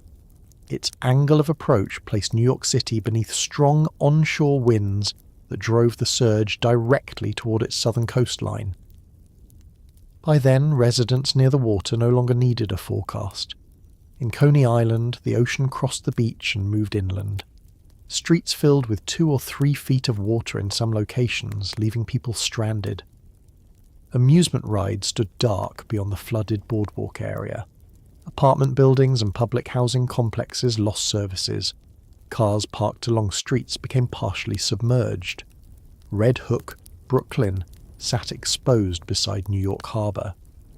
Water entered the neighbourhood from the waterfront, covering streets around warehouses, public housing, small businesses and older homes. The ground floors and basements of the Red Hook houses contained boilers and electrical equipment. Residents who had remained in upper apartments were above the surge, but the systems supporting their buildings were not. In Broad Channel, a low island community in Jamaica Bay, water rose across streets residents had seen flood before. This time, it continued through yards and into homes. Nearby neighbourhoods in Howard Beach and Hamilton Beach were inundated as surge travelled through the narrow creeks and basins connected to the bay. The Rockaway Peninsula received water from multiple directions. Waves attacked the Atlantic side while the bay pushed into streets from behind. Pieces of boardwalk broke loose. Sand, timber, fencing, cars and household objects moved with the flood. Wind gusts near Breezy Point reached nearly 80 miles per hour during the height of the event. Imagine standing at an upstairs window and looking at a street you have known for 20 years. The streetlights are flickering or already dark. Water covers every familiar boundary. You cannot see the curb. You cannot tell where the sidewalk ends or where a front yard begins. Cars move without drivers, turning slowly as the current carries them. Garbage cans strike fences.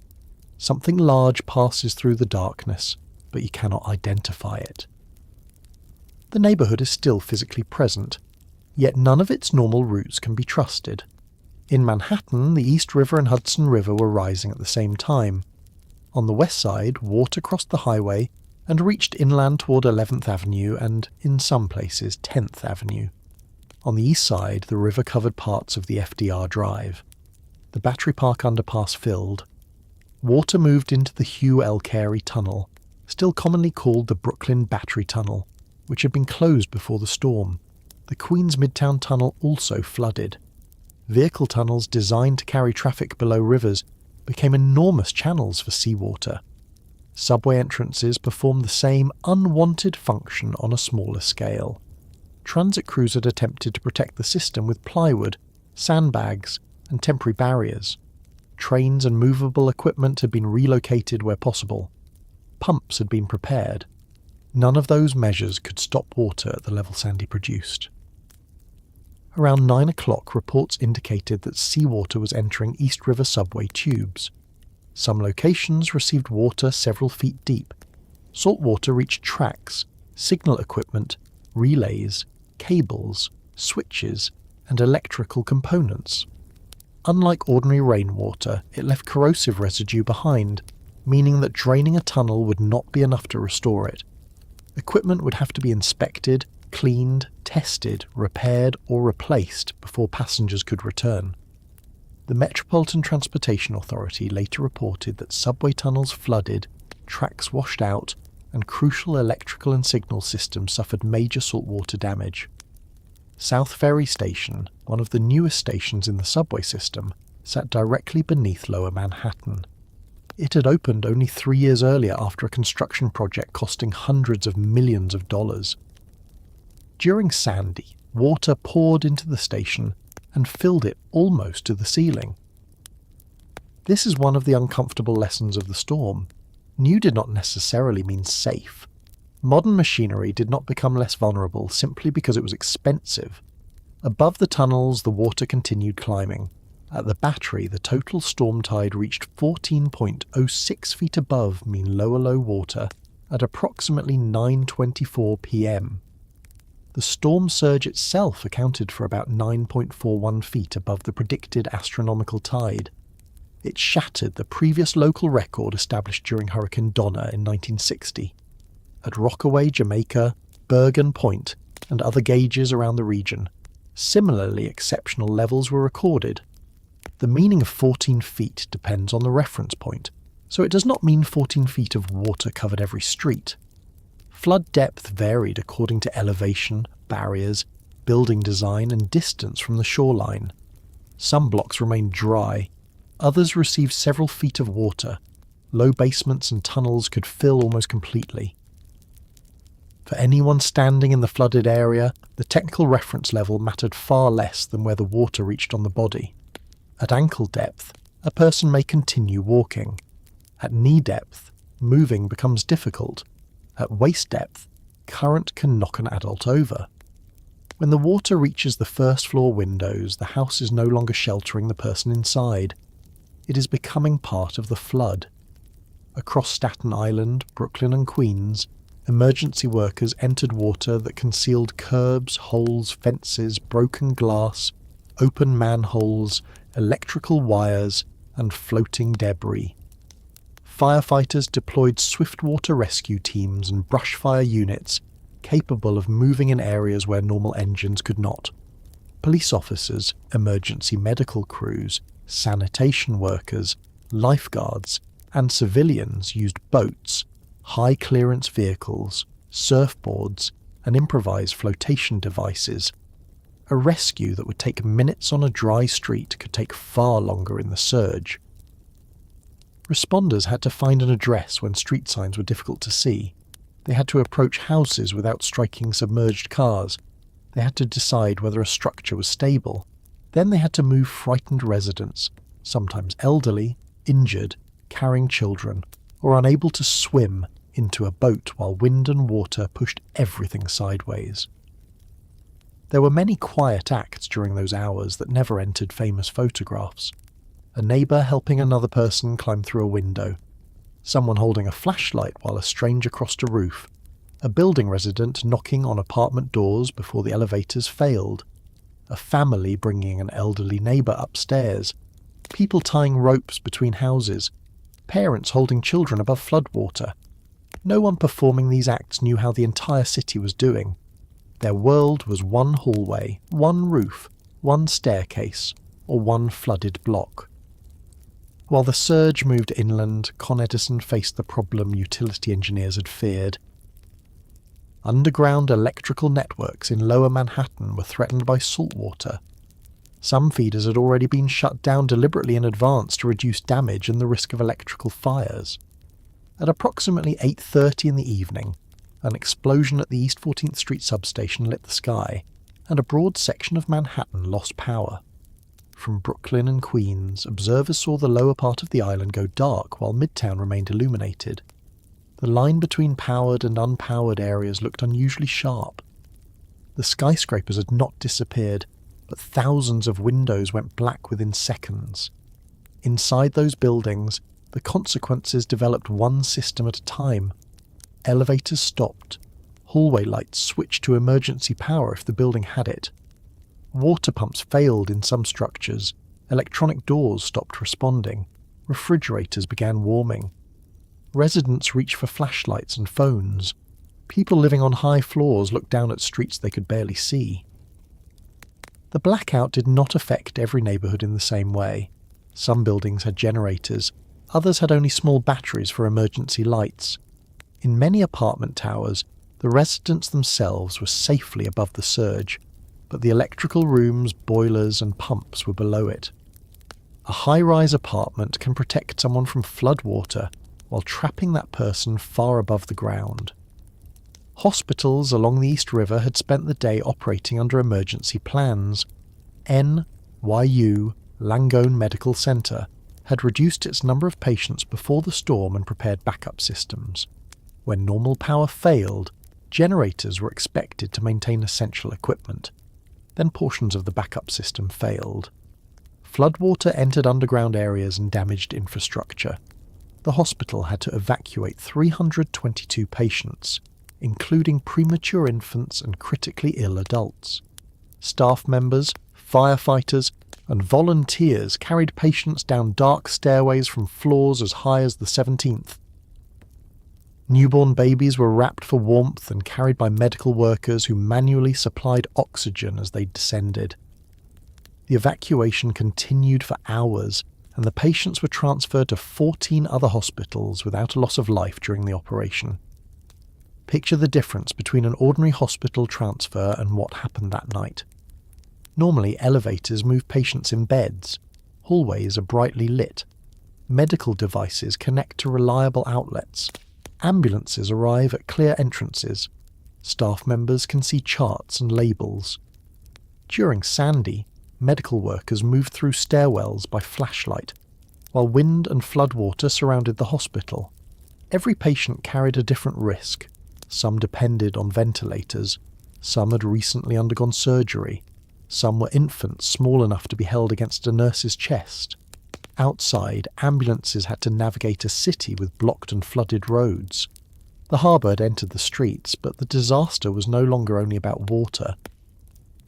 Electricity and seawater were meeting inside buildings. Gas lines, damaged wires, candles, generators, and flooded electrical systems created new dangers. Fire companies were being called to incidents across the city, while many normal routes were impassable. At the height of the storm, the percentage of available fire units fell dramatically as companies became committed to rescues, fires, medical calls, and other emergencies. In Breezy Point, water reached the electrical system of a house, and a fire began. Strong winds pushed the flames into neighbouring structures built close together. Firefighters could see the glow, but deep floodwater delayed their access. The blaze would spread across rows of homes, becoming the most destructive of 94 storm-related fires reported across New York City during and after Sandy. From a distance, it must have made no sense. A neighbourhood surrounded by water was burning. The surge at the battery reached its maximum shortly after 9 o'clock and eventually began to fall with the tide. But no one watching water inside a home could assume the danger had passed. Currents continued moving. Waves kept striking coastal structures. Fires spread. Wind remained strong. Emergency calls continued. The retreat of the harbour would not return the city to its earlier condition. It would leave salt water inside tunnels, substations, basements, hospitals, public housing complexes, and thousands of homes.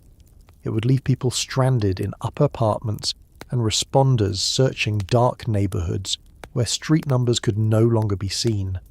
Before October 29th, the sea had seemed to end at the beach, the seawall, or the edge of the harbour. By late evening, it had crossed those boundaries and entered the systems New Yorkers depended upon without thinking.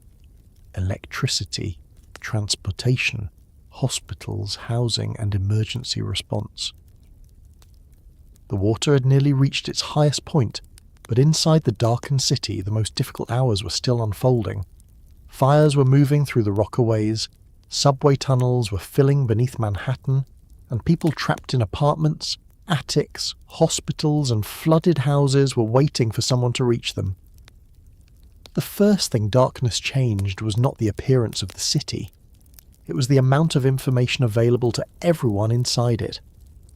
During daylight, a person standing at an upstairs window could watch the water rise against a parked car, compare it with a fence, and estimate whether it was still climbing. After the lights failed, the same person could see only fragments. A flashlight beam passing over brown water, the red glow of a distant emergency vehicle, a porch light flickering before it disappeared, shapes moving in the street that might have been branches, furniture, or people. The storm was still outside, but no one could see enough of it to understand what would happen next. Lower Manhattan had become a dark section of the skyline. Parts of Brooklyn, Queens, Staten Island, and the Bronx had lost electricity as trees and wind damaged local lines. In coastal areas, the problem was more serious. Floodwater entered substations, electrical rooms, basements, and underground networks. More than 400 New York City Housing Authority buildings, containing approximately 35,000 apartments, lost some combination of power, heat, or hot water during Sandy. High-rise buildings often remained structurally sound, but machinery placed below street level stopped working, leaving residents stranded on upper floors in buildings that could no longer provide the services required for ordinary life. Inside one of those buildings, the first few minutes after the blackout may not have seemed frightening. Emergency lights came on in the hallway. People found candles and flashlights. Children were told that the power would probably return soon. Someone opened the refrigerator quickly, removed a drink and closed it again to protect the cold air inside. Then the elevator failed to return. Water pumps stopped sending water to upper floors in some buildings. Toilets could no longer be flushed normally. Electric stoves were useless.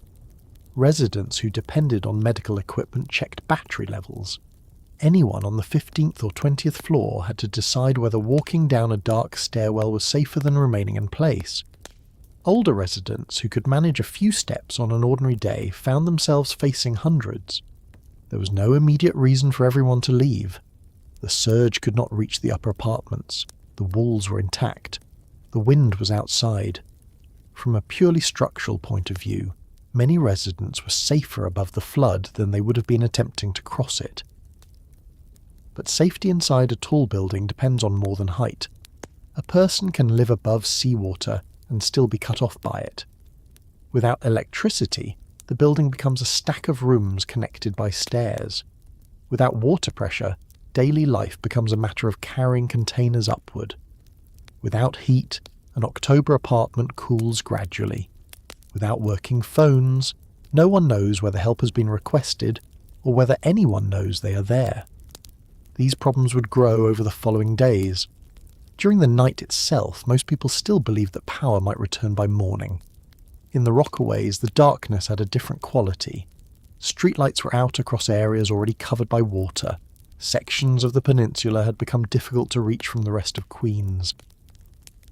The A-train tracks crossing Jamaica Bay had been damaged by the surge, and the subway connection that normally carried thousands of residents between the peninsula and the mainland would remain out of service for 7 months. Flooding destroyed electrical capabilities at the beach, 116th Street signal tower, and damaged embankments, bridges, communication systems, and other parts of the Rockaway line. No one standing in a flooded house that night knew the repair would take 7 months. They knew only that the trains had stopped and the roads were underwater. The Rockaway Peninsula is narrow enough that residents are rarely far from either the Atlantic Ocean or Jamaica Bay. On October 29th, both sides became dangerous. Waves crossed the beach and damaged the boardwalk. Water from the bay entered streets from behind. In some places, the surge moved through the neighbourhood from more than one direction, filling low areas and cutting roads into short, disconnected sections. The ordinary map of the peninsula no longer applied. A road that appeared to lead towards safety might end in deep water. A familiar intersection might hide a stalled car or an open manhole. The shortest route to a fire, a medical emergency, or a trapped family could be impossible for a normal vehicle. This mattered most in Breezy Point. Breezy Point sits at the western end of the Rockaway Peninsula, where the Atlantic meets the entrance to New York Harbour. It is a close-built community of small houses, narrow roads, and families who often knew one another for many years. Some homes stood only a few feet apart. That closeness had made the neighbourhood feel familiar and protected during ordinary times. During a wind-driven fire, it allowed flames to move rapidly from one structure to another. The fire began while Sandy's surge still covered the area. Electrical damage is believed to have ignited a house, although the exact beginning mattered less than what followed. Wind carried flames and embers into neighbouring buildings. Floodwater blocked streets and delayed fire apparatus.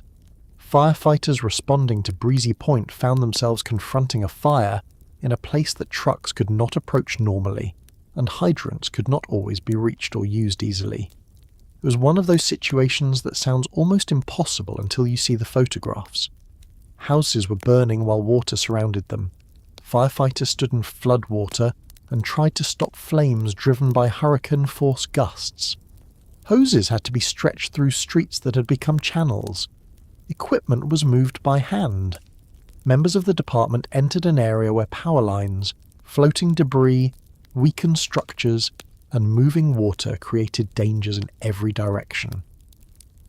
The fire department faced 21 serious fires during the height of Sandy, including major blazes in Rockaway Beach and Breezy Point. Across the broader emergency, city reports later counted 94 storm-related fires. The Breezy Point blaze alone destroyed more than 100 homes, leaving a broad section of the neighbourhood reduced to foundations, chimneys, twisted metal and wet ash. For residents watching from nearby houses, the fire changed the decision to shelter in place. A second-floor room might protect a family from floodwater, but it could not protect them from flames moving across neighbouring roofs. Some people left through water they had previously decided was too dangerous to enter. Others climbed onto porches, roofs, or higher ground and waited for rescuers. Firefighters and police officers helped residents move away from the burning blocks. The operation was not a clean evacuation along an open road. People were guided through darkness and water.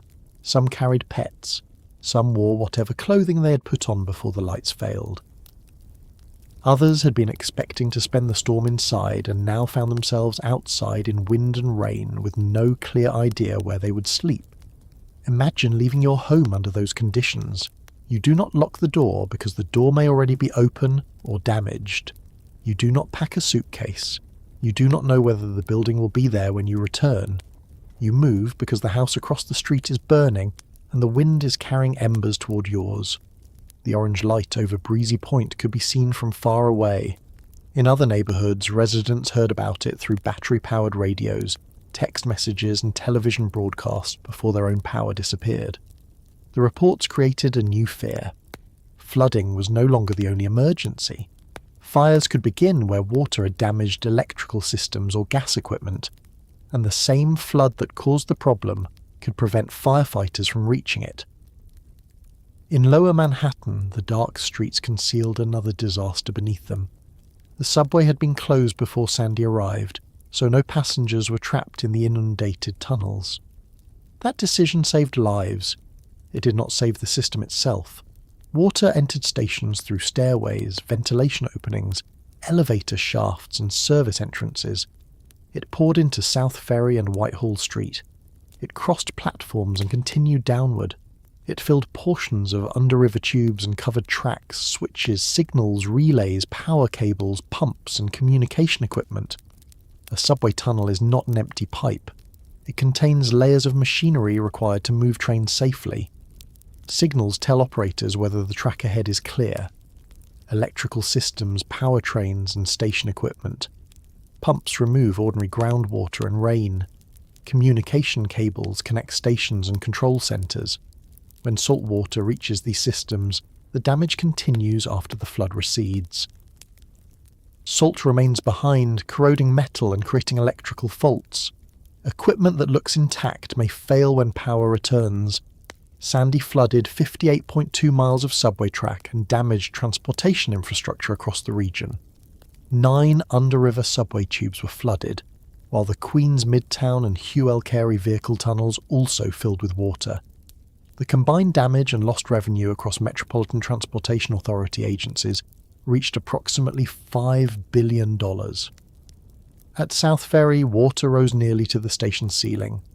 Turnstiles, escalators, fare machines, control rooms, and platforms disappeared beneath the flood. The station had opened in 2009 and had been designed to serve Lower Manhattan for decades. 3 years later, it resembled an underground reservoir. Transit workers could do little while the surge remained high. Pumps had limits. Electricity had to remain off in flooded areas. Sending crews into tunnels before engineers understood the water level would have placed them in danger. The system would have to wait until the tide turned, then begin the slow work of inspection and pumping. Above ground, New Yorkers could not see any of this. A locked subway entrance looked almost the same as it had on Sunday evening. The damage was hidden beneath the gate. Someone passing the station after the storm might assume service would return once the power came back. In reality, the tunnels beneath that entrance held millions of gallons of salt water. The same hidden damage affected road tunnels, basements, telephone systems, and building machinery. Sandy's flood did not merely break visible objects. It entered the enclosed spaces where New York stored the equipment that allowed the city to function. The outage also disrupted communication.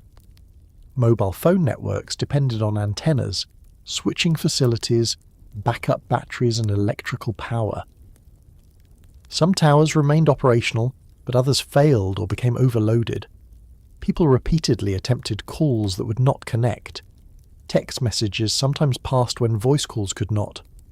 Phone batteries drained as devices searched for weak signals. This created a strange pattern inside families. A relative in another state might know from television that Staten Island was flooding but be unable to reach the person living there. The person in the flooded neighbourhood might be safe upstairs but unable to send a message. For several hours, silence could mean anything.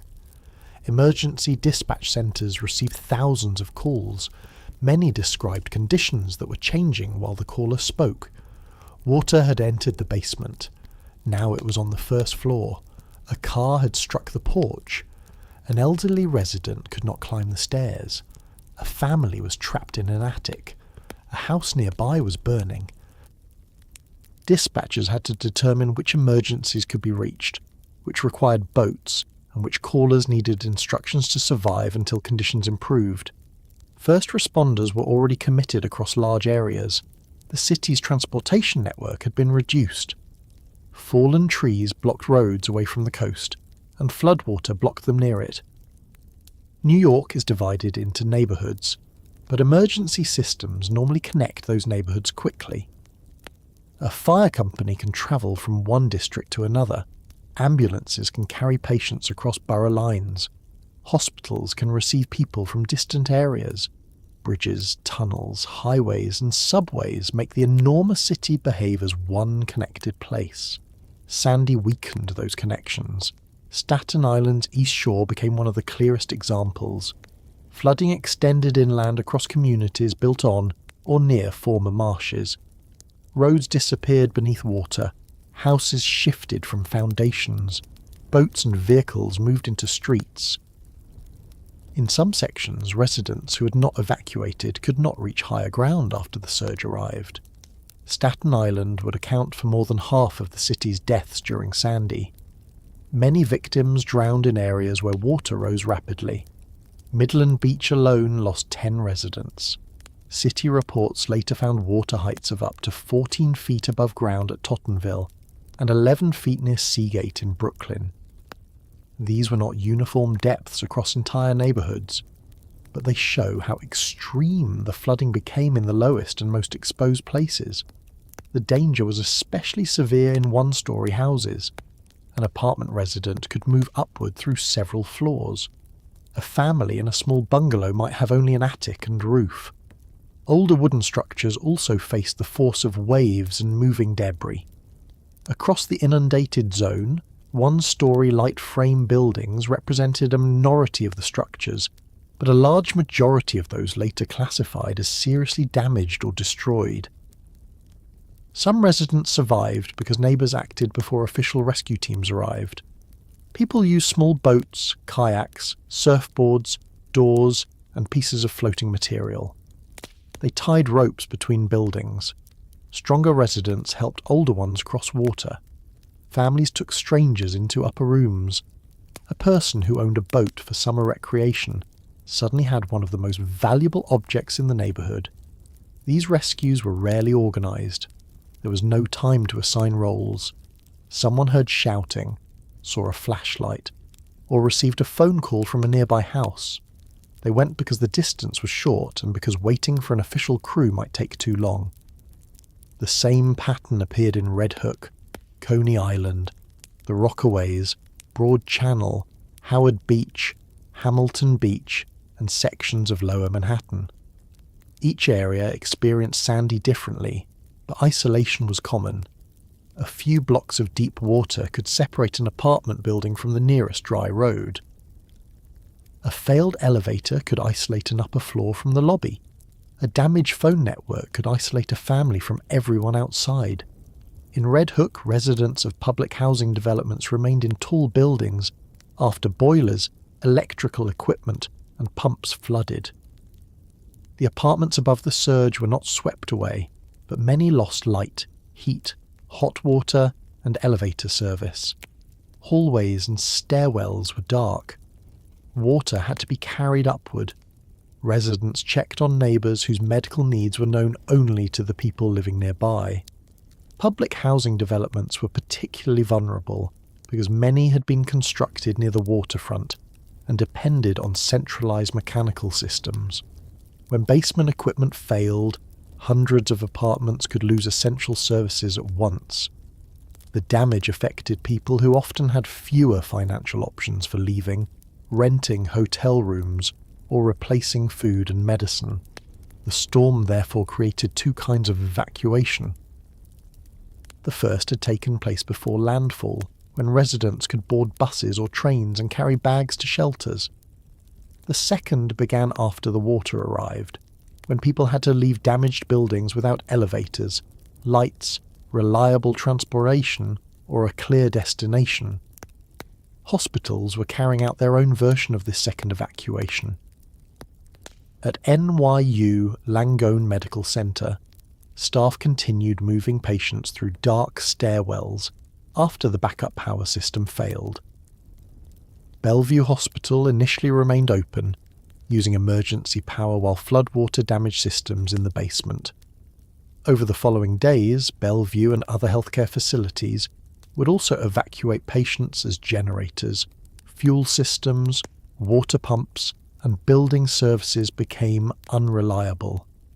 Sandy ultimately compromised 5 hospitals and approximately 30 residential healthcare facilities that had planned to shelter patients in place.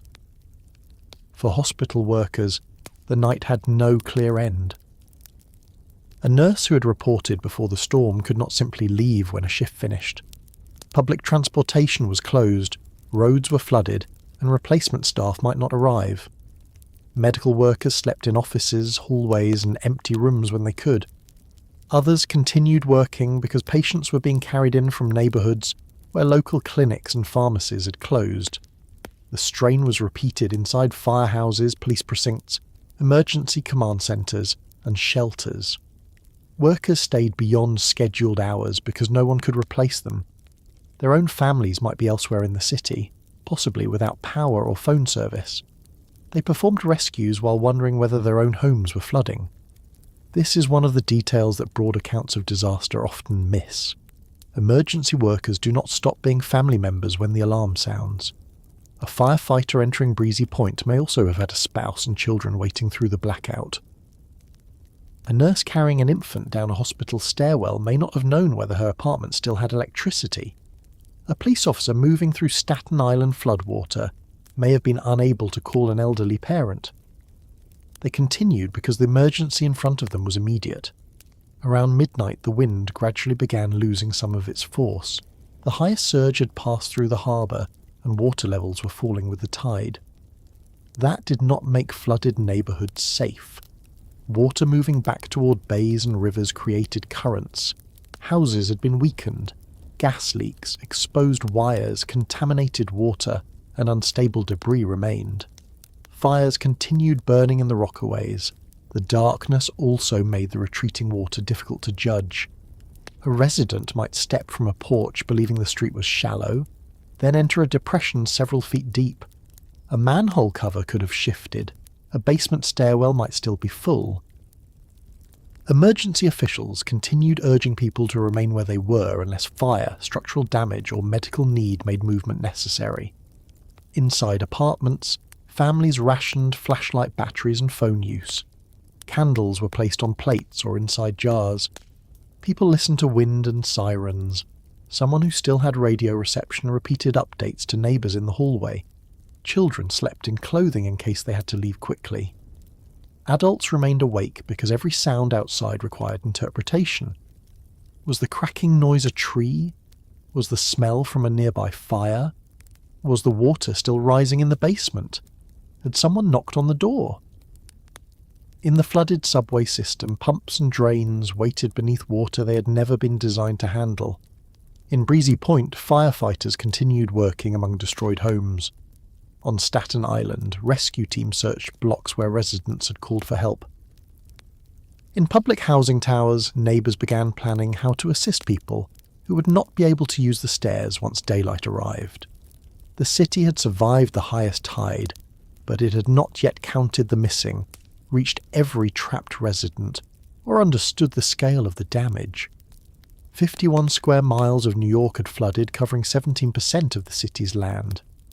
more than 443,000 people lived within the inundated area, which contained 88,700 buildings, over 300,000 homes, and approximately 23,400 businesses. Those numbers would be calculated later. During the final hours of October 29th, the damage remained personal and local. One dark building, one flooded street, one missing neighbour, one unanswered telephone. Shortly before dawn, the sky began lightening over the 5 boroughs. The first grey light revealed cars resting at unnatural angles, boats in yards, sand covering roads, burned blocks in Breezy Point, and debris caught in fences far above the normal waterline. People stepped carefully from buildings and looked toward places they had been unable to see during the night. The water was receding, but thousands of residents were still waiting in apartments without power, houses surrounded by debris, hospitals preparing further evacuations, and neighbourhoods that emergency crews had not yet fully reached. Daylight made the destruction visible, and with that visibility came the next task: finding the living, accounting for the dead, and bringing food, water, medicine, and help into parts of New York that remained separated from the rest of the city. Daylight did not make the flooded neighbourhoods feel safer. It only allowed people to see how much had changed while they were waiting in darkness. On the morning of Tuesday, October 30th, residents stepped onto porches, roofs, balconies, and apartment landings and looked down at streets covered with mud, sand, branches, broken furniture, sections of fencing, and cars that had moved far from the places where their owners had parked them. Boats rested in yards. Refrigerators lay on sidewalks. Wooden stairs had separated from houses. In Breezy Point, smoke rose from blocks where homes had stood the previous afternoon. The wind had weakened and the highest water had withdrawn, but the city had not returned to ordinary life. Flooded basements remained full. Fires still smouldered. Power lines lay across roads. Gas leaks had not all been located. Some buildings were unstable, and water covered holes that could not be seen from the surface. Emergency officials warned residents not to assume that a dry-looking street was safe. For thousands of people, the morning began with a question that had no immediate answer. Where should they go? A family whose first floor had been destroyed might still have dry bedrooms upstairs. Staying there meant living without heat, electricity, running water, or a working kitchen. Leaving meant entering a city whose subway was closed, whose buses were operating only in limited areas, and whose roads were blocked by trees, sand, debris, and abandoned vehicles. Hotels were filling. Friends and relatives who had offered a place for one night might not have room for several weeks. Shelters were open, but reaching one could require walking through an unfamiliar neighbourhood with children, medicine, pets, and whatever clothing had survived the flood. Residents who had remained in the evacuation zone now began leaving after the storm. A city survey later found that among those who evacuated before or after Sandy, 2/3 stayed away for more than 48 hours. Most stayed with friends or relatives rather than in public shelters. Many people who had refused to evacuate on Sunday changed their minds after seeing the damage on Tuesday morning. The danger that had been difficult to imagine from a weather map was now standing inside their homes. Rescue crews had worked through the night, but daylight allowed them to search more systematically. Firefighters, police officers, emergency medical workers, Coast Guard personnel, National Guard members, sanitation employees, and volunteers entered streets that had been inaccessible at the height of the surge. They moved from house to house, called into upper windows, checked roofs, and followed reports from relatives who'd been unable to reach people during the blackout. The rescue work was slower than it appeared on television. A team could spend an hour reaching one block, checking houses, and confirming that residents had already left. Street signs were missing or covered. House numbers could not always be read. Some doors were jammed by water pressure or swollen wood. In buildings where elevators had stopped, responders climbed stairs carrying equipment and returned carrying residents. People were rescued from places that had seemed secure when the storm began. Attics had protected them from water but offered little warmth. Upper apartments remained dry but lacked power for medical devices. Elderly residents who had stayed because they could not manage an evacuation now needed assistance descending 20 flights of stairs. In coastal Staten Island, the search revealed the severity of the loss. Houses had been shifted, torn open, or separated from their foundations. Cars had been carried into homes. Some residents were found alive after spending the night on roofs or upper floors. Others had not survived the surge. Families moved between hospitals, police stations, shelters, and damaged neighbourhoods trying to locate relatives whose phones no longer worked. The absence of communication made every search harder. Mobile towers had lost power, landline equipment had flooded, and networks that remained operational were overwhelmed by calls. A person could be safe in a shelter while relatives believed they were missing. Another could be trapped in an apartment while everyone assumed they had evacuated. The city brought mobile cellular equipment and charging stations into affected neighbourhoods. But during the first days, information often travelled by handwritten signs, paper notices, neighbourhood meetings, and people walking from building to building. For residents with working radios, the official announcements described a citywide emergency. For those without them, the storm was understood one hallway at a time. Someone knocked on an apartment door and said food was being distributed downstairs. A neighbour reported that buses were running several blocks away. A police officer announced that the building needed to be evacuated. A handwritten notice in a lobby listed a place where phones could be charged. In the Rockaways, Coney Island, Red Hook, and public housing developments near the waterfront, these local networks became as important as any formal system. Residents knew which neighbour used oxygen, which elderly woman lived alone, which family had a baby, and which apartment might still contain someone unable to use the stairs. The New York City Housing Authority faced an enormous repair operation. Approximately 80,000 residents in 423 buildings had lost electricity, heat, hot water, or some combination of the three. Hundreds of elevators had been removed from service before the storm or disabled by damage. Salt water and sand had entered boilers, electrical rooms and mechanical systems.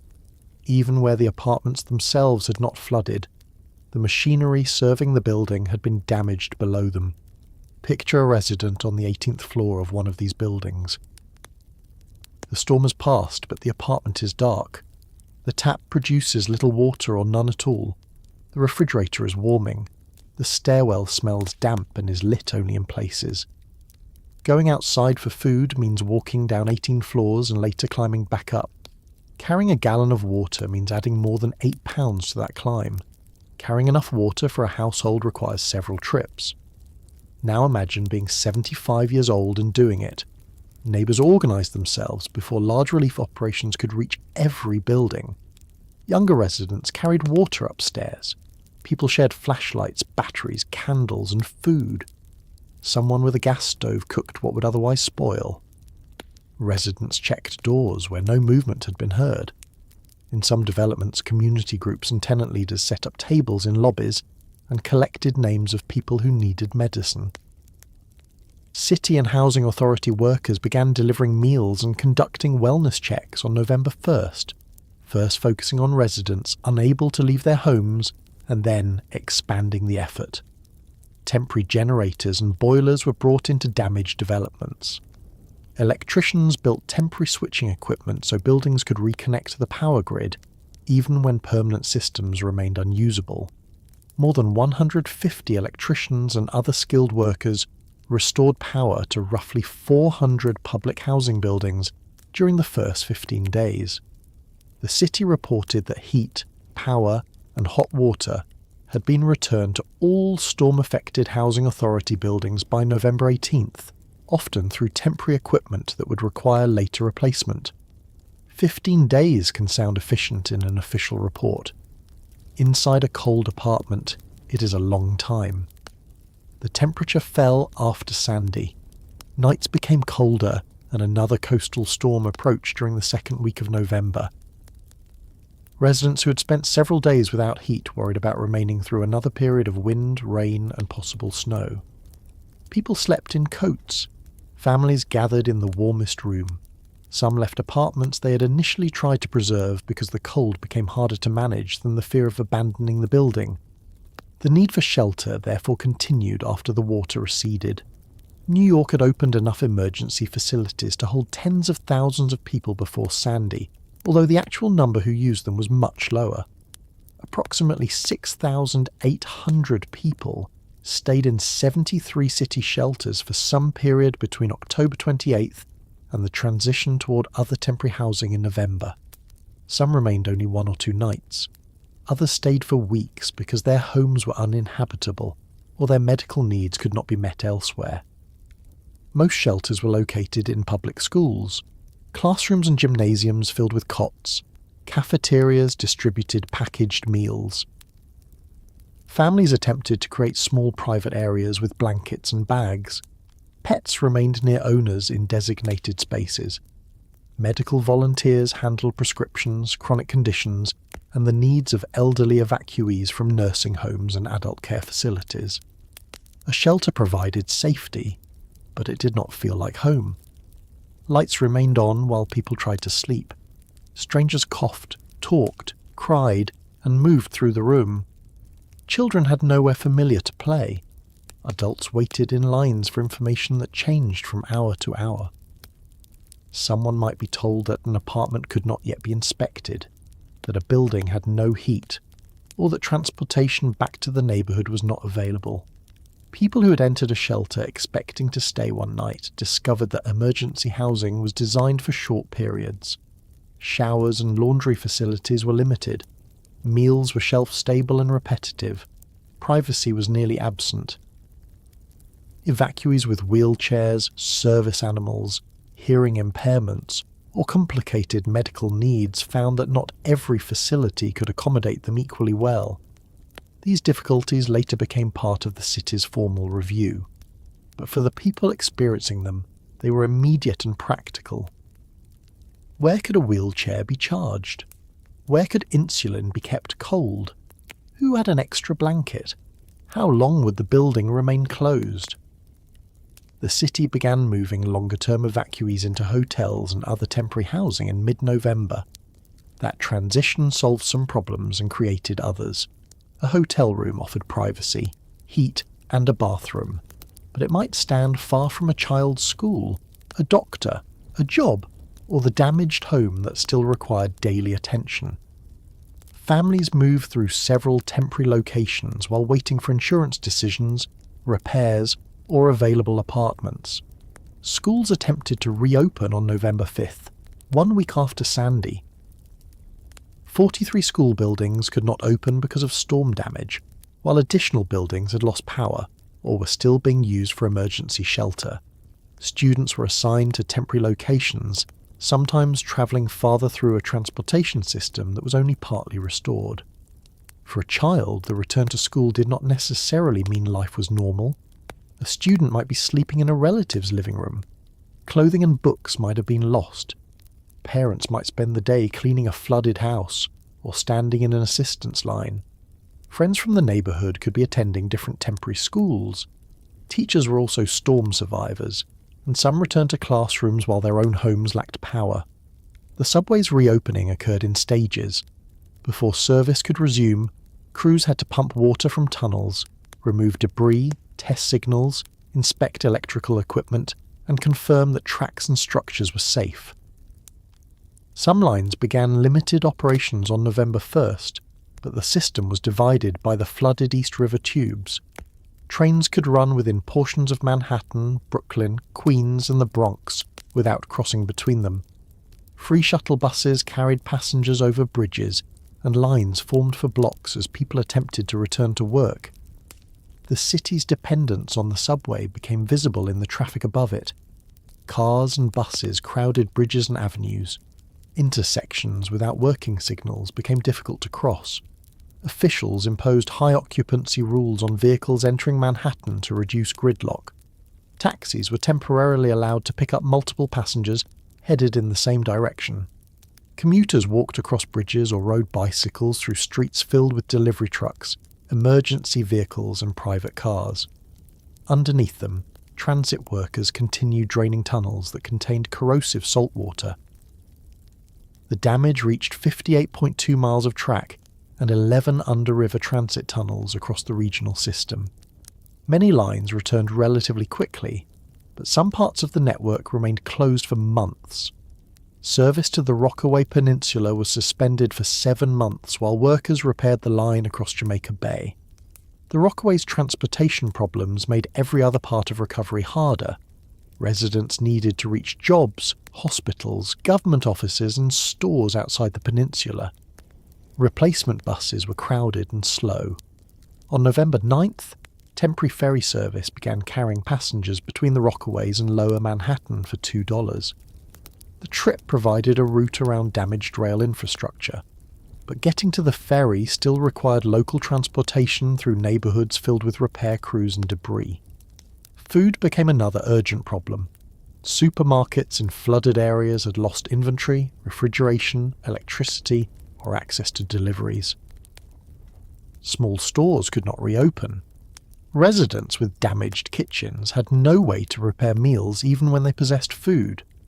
On November 1st, the City and National Guard established a major distribution operation based at Floyd Bennett Field. Trucks carried meals, drinking water, blankets, infant supplies and other goods to 17 community distribution points, many located near public housing developments and the hardest-hit neighbourhoods. Lines formed in parks, schoolyards and parking lots. People waited with shopping carts, bags and backpacks. Some collected supplies for elderly neighbours. Others had travelled from homes where everything on the first floor had been contaminated by seawater. The items distributed were simple: bottles of water, packaged meals, blankets, cleaning supplies, diapers, batteries and toiletries. Yet each one replaced a system that had failed. A bottle of water replaced the building pump. A packaged meal replaced the flooded kitchen. A blanket replaced the boiler. A charging station replaced the electrical outlet. People unable to reach distribution sites remained a serious concern. Beginning in early November, teams of city workers, federal personnel, National Guard members, medical staff and volunteers began canvassing high-rise buildings in the Rockaways and Coney Island. They knocked on doors, carried food and water upstairs, filled prescriptions, provided basic medical care, and evacuated residents whose conditions had become dangerous. During one major operation, teams checked more than 40,000 apartments, delivered supplies to over 1,800 residents, provided prescriptions or medical treatment to hundreds, and removed about 50 people for medical reasons. These numbers conceal the physical labour involved. Every case of water had to be lifted from a truck, carried to a building, moved through a lobby, and taken up flights of stairs. Volunteers climbed repeatedly until their legs shook. Hallways were dark. Apartment numbers were hard to read. Some residents did not hear the knock. Others were reluctant to open the door because they did not know who was outside. The effort did not arrive evenly. Some blocks received large numbers of volunteers and donations. Others waited. Communities that already had strong neighbourhood organisations, churches, synagogues, tenant associations, or local non-profits could communicate needs more quickly. Areas without those networks were easier to overlook. This unevenness became one of the clearest features of Sandy's aftermath. Midtown Manhattan regained much of its electricity within days. Stores reopened. Office workers returned. Restaurants served customers. A visitor walking through parts of the city might have believed the emergency was ending. In Staten Island, Queens and Brooklyn, families were pulling wet insulation from walls. The distance between these realities could be only a subway ride if the subway had been working. Volunteers arrived from across New York and beyond. They brought work gloves, bleach, respirators, shovels, food, clothing, batteries, and cleaning equipment. Some were organised through established disaster groups. Others came because they had seen the damage and wanted to help. churches and community centres became supply warehouses. Restaurant kitchens prepared hot meals. People used social media to identify buildings where elderly residents needed assistance, then printed the information for volunteers because internet service remained unreliable in the neighbourhoods themselves. Groups formed bucket lines to remove mud and water from basements. They tore out drywall before mould spread farther. They carried ruined furniture to the curb. Medical volunteers visited residents who had missed appointments or lost medication. Electricians, plumbers and contractors assessed systems that homeowners did not understand well enough to judge safely. Not every volunteer had experience, and cleanup itself could be dangerous. Floodwater had mixed with sewage, oil, gasoline, chemicals and household waste. Mould began growing behind walls and beneath floors. Nails protruded from broken timber. Generators created carbon monoxide risks when residents operated them in garages, basements, or near windows. Electrical equipment could appear dry while remaining dangerous. The smell of the damaged neighbourhoods changed over the first week. At first there was salt water, mud, smoke and fuel. Then wet insulation, spoiled food, sewage and mould became stronger. Refrigerators that had gone without power for days were carried outside still closed because no one wanted to discover what was inside. Entire blocks developed piles of household belongings at the curb. Sanitation workers began debris removal on October 30th and worked 12-hour shifts around the clock. Sandy produced an estimated 700,000 tons of debris in New York City, including building materials, concrete, sand, appliances, furniture, and more than 27,000 tons of tree debris. More than 6,000 sanitation employees collected nearly 110,000 tons during the first 8 days.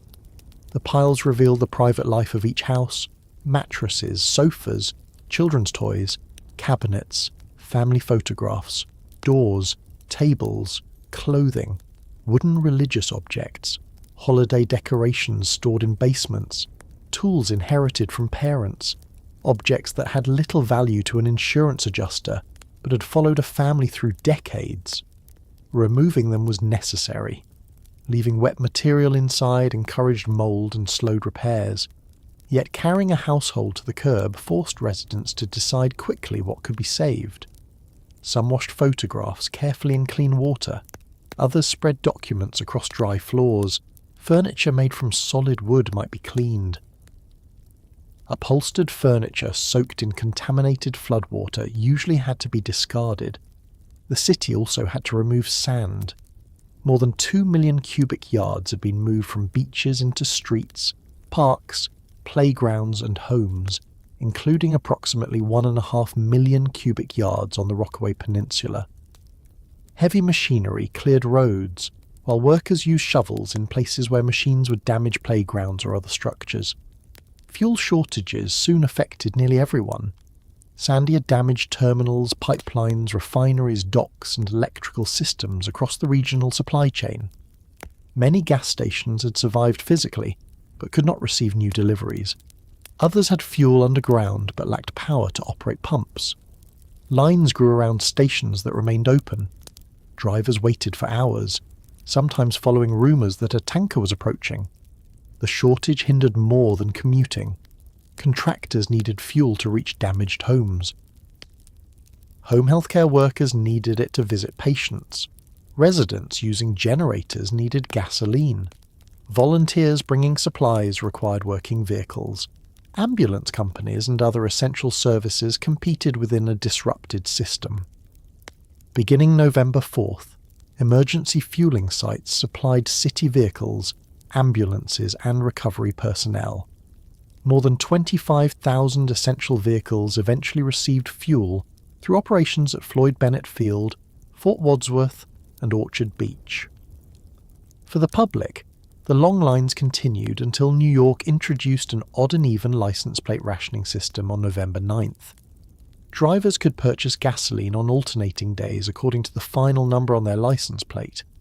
The restrictions remained until November 24th. The policy reduced some lines, but it did not remove the anxiety. A driver might spend several hours waiting and reach the pump shortly before the station ran out. People carried approved fuel cans for generators and cars that could not be moved. Police officers monitored stations because arguments sometimes began when someone appeared to cut the line. While fuel lines received attention on television, a quieter struggle was unfolding inside damaged homes. Insurance adjusters began arriving. Federal disaster assistance offices opened. Residents filled out forms online when they could find a working computer or phone connection. Those without internet access stood in lines at recovery centres. They were asked for addresses, ownership documents, identification, photographs of damage, estimates, receipts, and policy numbers. This paperwork had to be completed by people whose filing cabinets might be sitting at the curb. Homeowners learned the difference between flood insurance and ordinary homeowners insurance. Renters tried to determine whether lost belongings were covered. Small business owners calculated how long they could remain closed. Undocumented residents and families with mixed immigration status worried that asking for help might expose them to government attention, even when relief programs were available. Contractors arrived from inside and outside the city. Most came to work honestly. Some demanded large deposits and disappeared.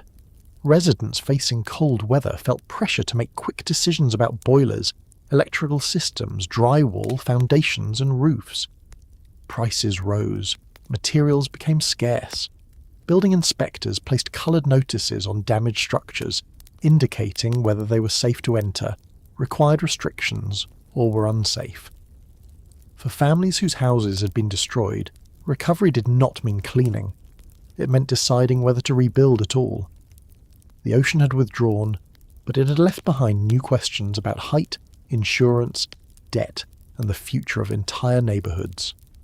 A house repaired exactly as it had been might flood again. Elevating it could cost more than the owner could afford. Selling was difficult when every potential buyer had seen the same waterline. The emotional effects appeared slowly. During the storm, people had tasks: move upstairs, call for help, find a flashlight, carry the children. Afterward, those tasks became less immediate, leaving time to understand what had happened. Some residents could not sleep when it rained. Others repeatedly checked tide forecasts. Children became frightened by wind. Firefighters, medical workers, police officers, and volunteers replayed rescues they had completed and people they had been unable to reach. Families mourned relatives while also dealing with insurance claims, damaged homes, and temporary housing. People often praised New York's resilience, and the word was deserved. Neighbours helped one another. Workers restored power and transportation with remarkable speed. Volunteers carried supplies up dark stairwells. Medical staff evacuated patients without losing them during the transfer. Sanitation crews removed mountains of debris. Yet resilience did not mean that everyone recovered quickly. It did not mean the systems had worked equally for every neighbourhood. It did not restore a destroyed home or return someone who had drowned. For many New Yorkers, survival was followed by months or years of financial strain, health problems, displacement, and rebuilding. By the middle of November, much of the city looked normal again from a distance. Most subway service had resumed. Lights had returned to Lower Manhattan. Schools and offices were open. Gasoline became easier to find. Television cameras moved on to other stories. Near the coast, temporary boilers stood beside public housing developments. Houses remained open to the weather. Mould grew behind walls. Families lived in hotels, borrowed rooms, and repaired upper floors. The Rockaway rail line remained broken. Piles of debris still marked the streets. The water had receded in a matter of hours, but the city could not simply return to the morning before Sandy arrived. Engineers, planners, officials, and residents now had to confront what the storm had exposed. Electrical equipment below flood level, hospitals dependent on vulnerable generators, subway entrances open to the harbour, fragile coastal housing, outdated flood maps, and neighbourhoods where evacuation had been harder than any official order suggested. As cleanup continued and the immediate emergency gave way to rebuilding, New York began the far more complicated task of deciding whether to restore the city it had possessed before Sandy, or to construct one that expected the ocean to return. That decision began before the debris was gone. While sanitation crews were still lifting ruined furniture from curbs and families were still sleeping in hotels, city officials, engineers, transit workers, hospital administrators, architects, insurance specialists, and residents began asking what would happen when the next major storm entered New York Harbor. The question was no longer whether the city could flood. Watermarks remained on walls to answer that. The question was which parts of the city could be changed before it happened again. Hurricane Sandy had killed 44 people in New York City, damaged more than 69,000 residential units, displaced thousands of residents, and caused an estimated $19 billion in damage and lost economic activity within the 5 boroughs. Those figures gave officials a measure of the disaster, but the more useful evidence was found in the places where systems had failed. Electrical equipment had been installed in basements that flooded. Backup generators had depended on pumps and switches located below the surge. Subway entrances had offered direct routes into tunnels. Public housing towers had remained standing while their boilers, elevators, and water pumps stopped working. Coastal homes had been built close to ground level because the ocean had never reached them before. The rebuilding effort could not be limited to replacing each damaged object with an identical one. A new boiler placed in the same basement would remain vulnerable. A repaired signal room at the same elevation could flood again. Restoring the city exactly as it had existed on October 28th would mean restoring the weaknesses that Sandy had exposed. This idea was easy to state and difficult to carry out. New York was not an empty shoreline where engineers could begin again. It was a crowded city containing old houses, apartment towers, hospitals, subway tunnels, power stations, highways, businesses, schools, parks, and neighborhoods with strong opinions about what should happen to them. A flood wall could protect buildings while blocking access to the waterfront. Raising a house could preserve it while making the front door difficult for an elderly resident to reach. Relocating machinery might require removing apartments or commercial space. Closing a low neighborhood could protect future residents by forcing current ones to leave. Every protective measure created another practical question. In December 2012, Mayor Michael Bloomberg announced the creation of a special rebuilding and resiliency initiative. Teams studied the storm's effects on housing, transportation, electrical power, telecommunications, healthcare, water, food supply, coastal protection, and insurance. Their work produced a report released in June 2013 called A Stronger, More Resilient New York. It contained 257 initiatives intended to repair damaged communities and reduce future risks from coastal storms, heat, heavy rainfall, and rising sea levels. The plan did not propose one enormous wall around the entire city. New York's shoreline was too long and varied for a single answer. The report instead recommended layers of protection. Beaches and dunes could weaken waves before they reached homes. Flood walls, gates, levees, and raised land could protect particularly exposed districts. Buildings could be elevated or redesigned so water passed through lower levels without destroying living areas. Utilities and transportation systems could move critical equipment upward or surround it with barriers. Emergency agencies could improve evacuation and communication plans. The word that entered nearly every discussion was resilience. Before Sandy, city officials had certainly planned for emergencies, but resilience became a central way of describing the city's responsibility. It did not mean preventing every flood. That was impossible.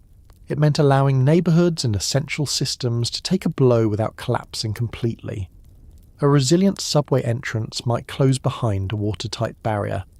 A resilient hospital might lose normal electrical service without losing emergency power. A resilient apartment building might flood at street level while its boilers, generators, and water pumps continued operating above the surge. the subway received some of the largest and most visible changes.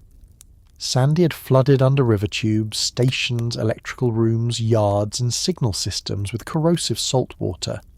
Repairs alone cost billions, but transit officials also began creating protections that had not existed before the storm. Since Sandy, the Metropolitan Transportation Authority has invested more than $7.6 billion in repairs and climate resilience infrastructure. By 2021, the authority reported that all 11 under-river transit tunnels damaged by the storm had been renewed and strengthened. Workers repaired concrete, tracks, cables, signals, ventilation systems, lighting, and communication equipment. At stations exposed to coastal flooding, engineers developed removable barriers, stronger doors, watertight hatches, vent covers, and flexible gates. Some entrances could be sealed before a storm. Openings required for normal ventilation could be covered temporarily.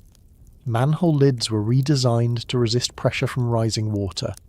Pumps and control equipment were protected, elevated, or replaced. These defences are rarely noticed by an ordinary passenger. A metal frame beside a subway entrance may look like an unfinished railing. Bolts embedded in the sidewalk may appear meaningless. During a coastal warning, crews can attach panels or fabric barriers to those frames and create a temporary wall. The subway must remain open during ordinary weather, so its defences cannot permanently block the entrances that millions of people use. The problem requires a machine that is open most days and capable of closing itself when the harbour rises. Transit officials also had to reconsider where trains were stored. Moving subway cars away from flood-prone yards before Sandy saved large amounts of equipment. That lesson became part of future storm plans. Forecasts would be monitored earlier. Trains, buses, and maintenance machinery would be moved before water reached them. Shutdown decisions would be tied not only to wind, but also to the time required to secure the entire system. The Rockaway Line became a lasting example of how difficult this could be. Sandy damaged tracks, signals, embankments, and electrical infrastructure across Jamaica Bay, isolating communities that depended on the A train. Service returned after 7 months of emergency reconstruction, but later projects continued adding flood protection, structural rehabilitation, and a second signal tower so one failure would not disable the entire route. Hospitals made equally important changes. During Sandy, several facilities had discovered that placing a generator on an upper floor did not guarantee emergency power if the fuel pumps, switches, or electrical connection supporting it remained in the basement. The evacuations from NYU Langone, Bellevue, and other medical facilities showed that a hospital could stand far above the water while becoming unable to care safely for patients. Afterward, hospitals began relocating electrical switchgear, fuel pumps, generators, medical gas systems, and other critical equipment above projected flood levels.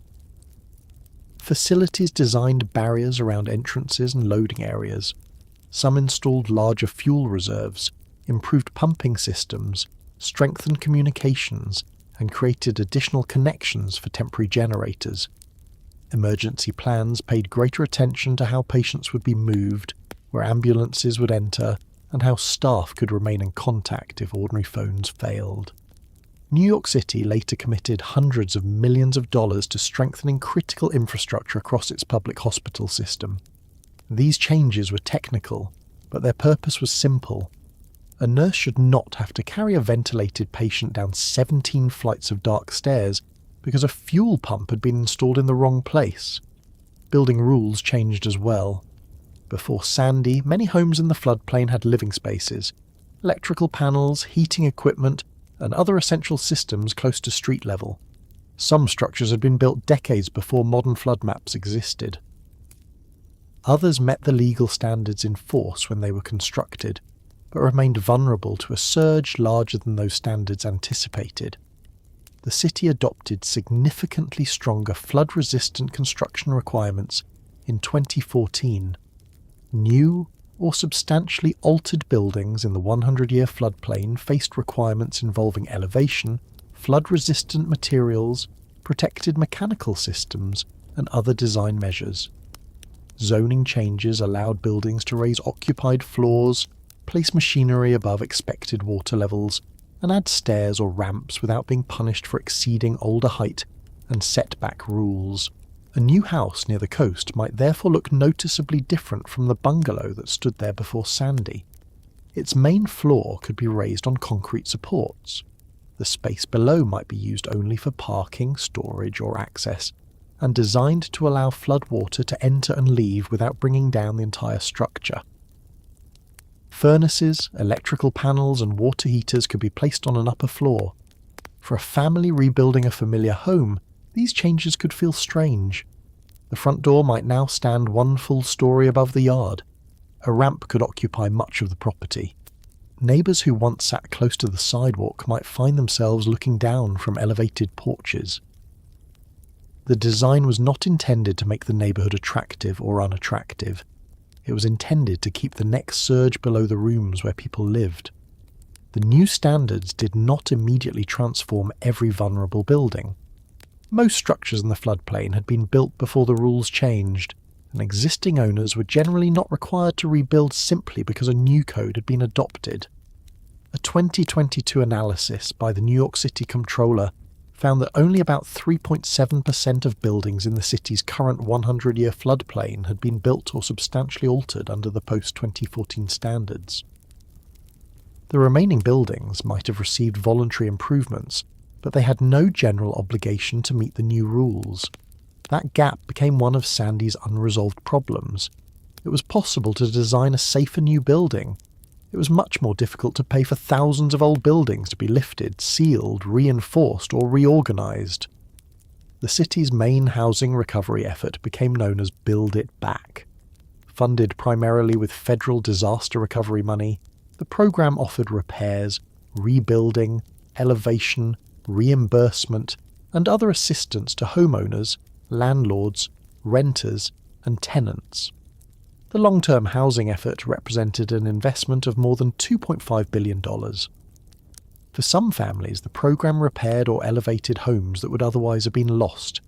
Engineers designed new foundations, contractors rebuilt walls and roofs, financial and legal counsellors helped homeowners facing debt, unclear ownership documents, or possible foreclosure. For others, recovery became another exhausting wait. Each property presented different problems. Houses shared walls. Ownership documents were incomplete. Earlier repairs did not meet building standards. Insurance payments had already been spent. Designs had to satisfy federal, state, and city rules. Contractors changed. Costs grew. Families moved out for construction and waited longer than expected to return. The process revealed that rebuilding one home required far more than wood, concrete, and labour. It required surveys, permits, environmental reviews, engineering plans, insurance records, mortgage approvals, inspections, and agreements between agencies that did not always work at the same speed. Some residents decided that rebuilding was not the right answer. In sections of Staten Island where houses had been destroyed and residents had witnessed neighbours die, homeowners asked the state to purchase their properties rather than help reconstruct them. The New York Rising buyout program eventually led to the demolition of 473 homes on Staten Island. The land was intended to remain open rather than be returned to residential development, creating space where future floodwater could move without entering another family's living room. The buyouts changed the appearance of places such as Oakwood Beach. Blocks that had once contained houses became fields. Streets ended beside open ground. Families who had lived near one another moved to different communities. One danger was reduced, but the neighbourhood they remembered could not be restored. This introduced a question that New York had avoided for most of its history. Should every coastal neighbourhood be rebuilt after every storm? For many residents, the answer was obviously yes. Their homes, communities, and family histories were there. They did not want officials looking at a flood map and deciding that the places where they had built their lives were no longer worth protecting. For planners, the answer was less simple. Sea levels were rising. Flood zones were expected to expand. Protective structures would be expensive and would require maintenance for decades. Some locations could be defended with dunes, walls, gates, or raised land. Others might remain dangerously exposed even after large investments. Sandy did not settle this debate. It made the debate unavoidable. Large coastal protection projects began moving from drawings toward construction. The federal government created Rebuild by Design, a competition that brought engineers, architects, planners, scientists and communities together to develop new approaches to storm protection. In 2014, the Department of Housing and Urban Development awarded approximately $930 million to 7 winning proposals across the Sandy-affected region. One of the best-known New York projects became Eastside Coastal Resiliency. Its purpose was to reduce flood risk along a section of Manhattan's East Side that included public housing, hospitals, parks, businesses, and dense residential neighborhoods. The design called for a 2.4-mile system of elevated land, flood walls, floodgates, and improved drainage extending from Montgomery Street to East 25th Street. The project demonstrated why coastal protection is never only an engineering matter. East River Park provided recreation, trees, athletic fields, and access to the waterfront. Raising and rebuilding parts of it could protect nearby neighborhoods, but construction would also close sections of the park and remove mature trees. Residents argued over designs, timelines, environmental effects, and whether communities had been given enough influence. Everyone agreed that another surge posed a danger.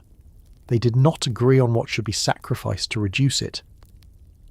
Similar discussions occurred in Lower Manhattan, Red Hook, Coney Island, the Rockaways, Staten Island, Hunts Point, and other waterfront areas. Some plans emphasized permanent walls. Others used movable gates that could remain open during normal weather. Beaches received new dunes and reinforced boardwalks. Wetlands and natural shorelines were studied for their ability to absorb waves. Sewer and drainage improvements were added because a barrier that stops the harbour can still leave rainwater trapped behind it. New York began thinking of the waterfront less as a fixed edge and more as a working system. Water could come over a seawall, through a sewer, beneath a door, around the end of a barrier, or from heavy rain falling inside the protected area. A successful plan had to account for each route. Electrical utilities strengthened substations and networks. Barriers were placed around vulnerable equipment. Critical components were elevated or sealed. Operating plans were changed so sections of the network could be shut down without affecting as much of the city. Communications companies added backup power and reviewed the locations of switching equipment. Public housing required especially large investments. Generators, boilers, electrical systems, heating plants, and flood barriers had to be redesigned across damaged developments. The work took years because each complex had different buildings and mechanical arrangements. Residents continued living around temporary boilers, construction fences, and equipment installed after the storm. These projects reminded the city that resilience could not be measured only by whether skyscrapers and business districts reopened. A city was not resilient if an elderly resident remained trapped on the 20th floor without water. It was not resilient if a hospital generator worked, but its fuel pump flooded. It was not resilient if a homeowner received a safer house, only after spending years moving between temporary rooms. Sandy therefore changed emergency planning as much as physical construction. Evacuation zones were redrawn and renamed. Public warnings placed greater emphasis on storm surge rather than only wind categories.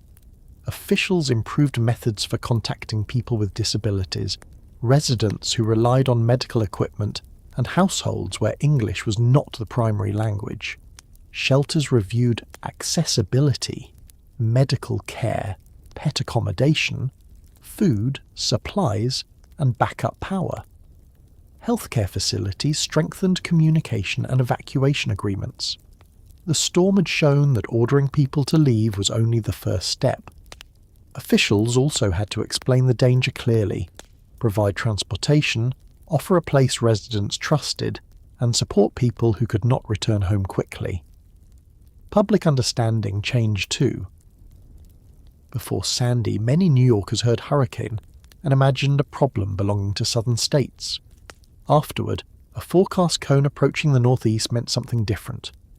Coastal residents paid closer attention to tide levels. Building managers checked basement equipment. Hospitals tested flood barriers. Transit workers practiced installing station protections. Families remembered which documents they had lost and kept replacements in safer places. The memory was not identical for everyone. Someone who had watched television from a dry apartment remembered a dramatic blackout.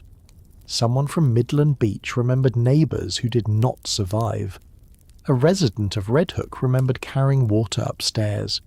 A nurse remembered evacuating patients.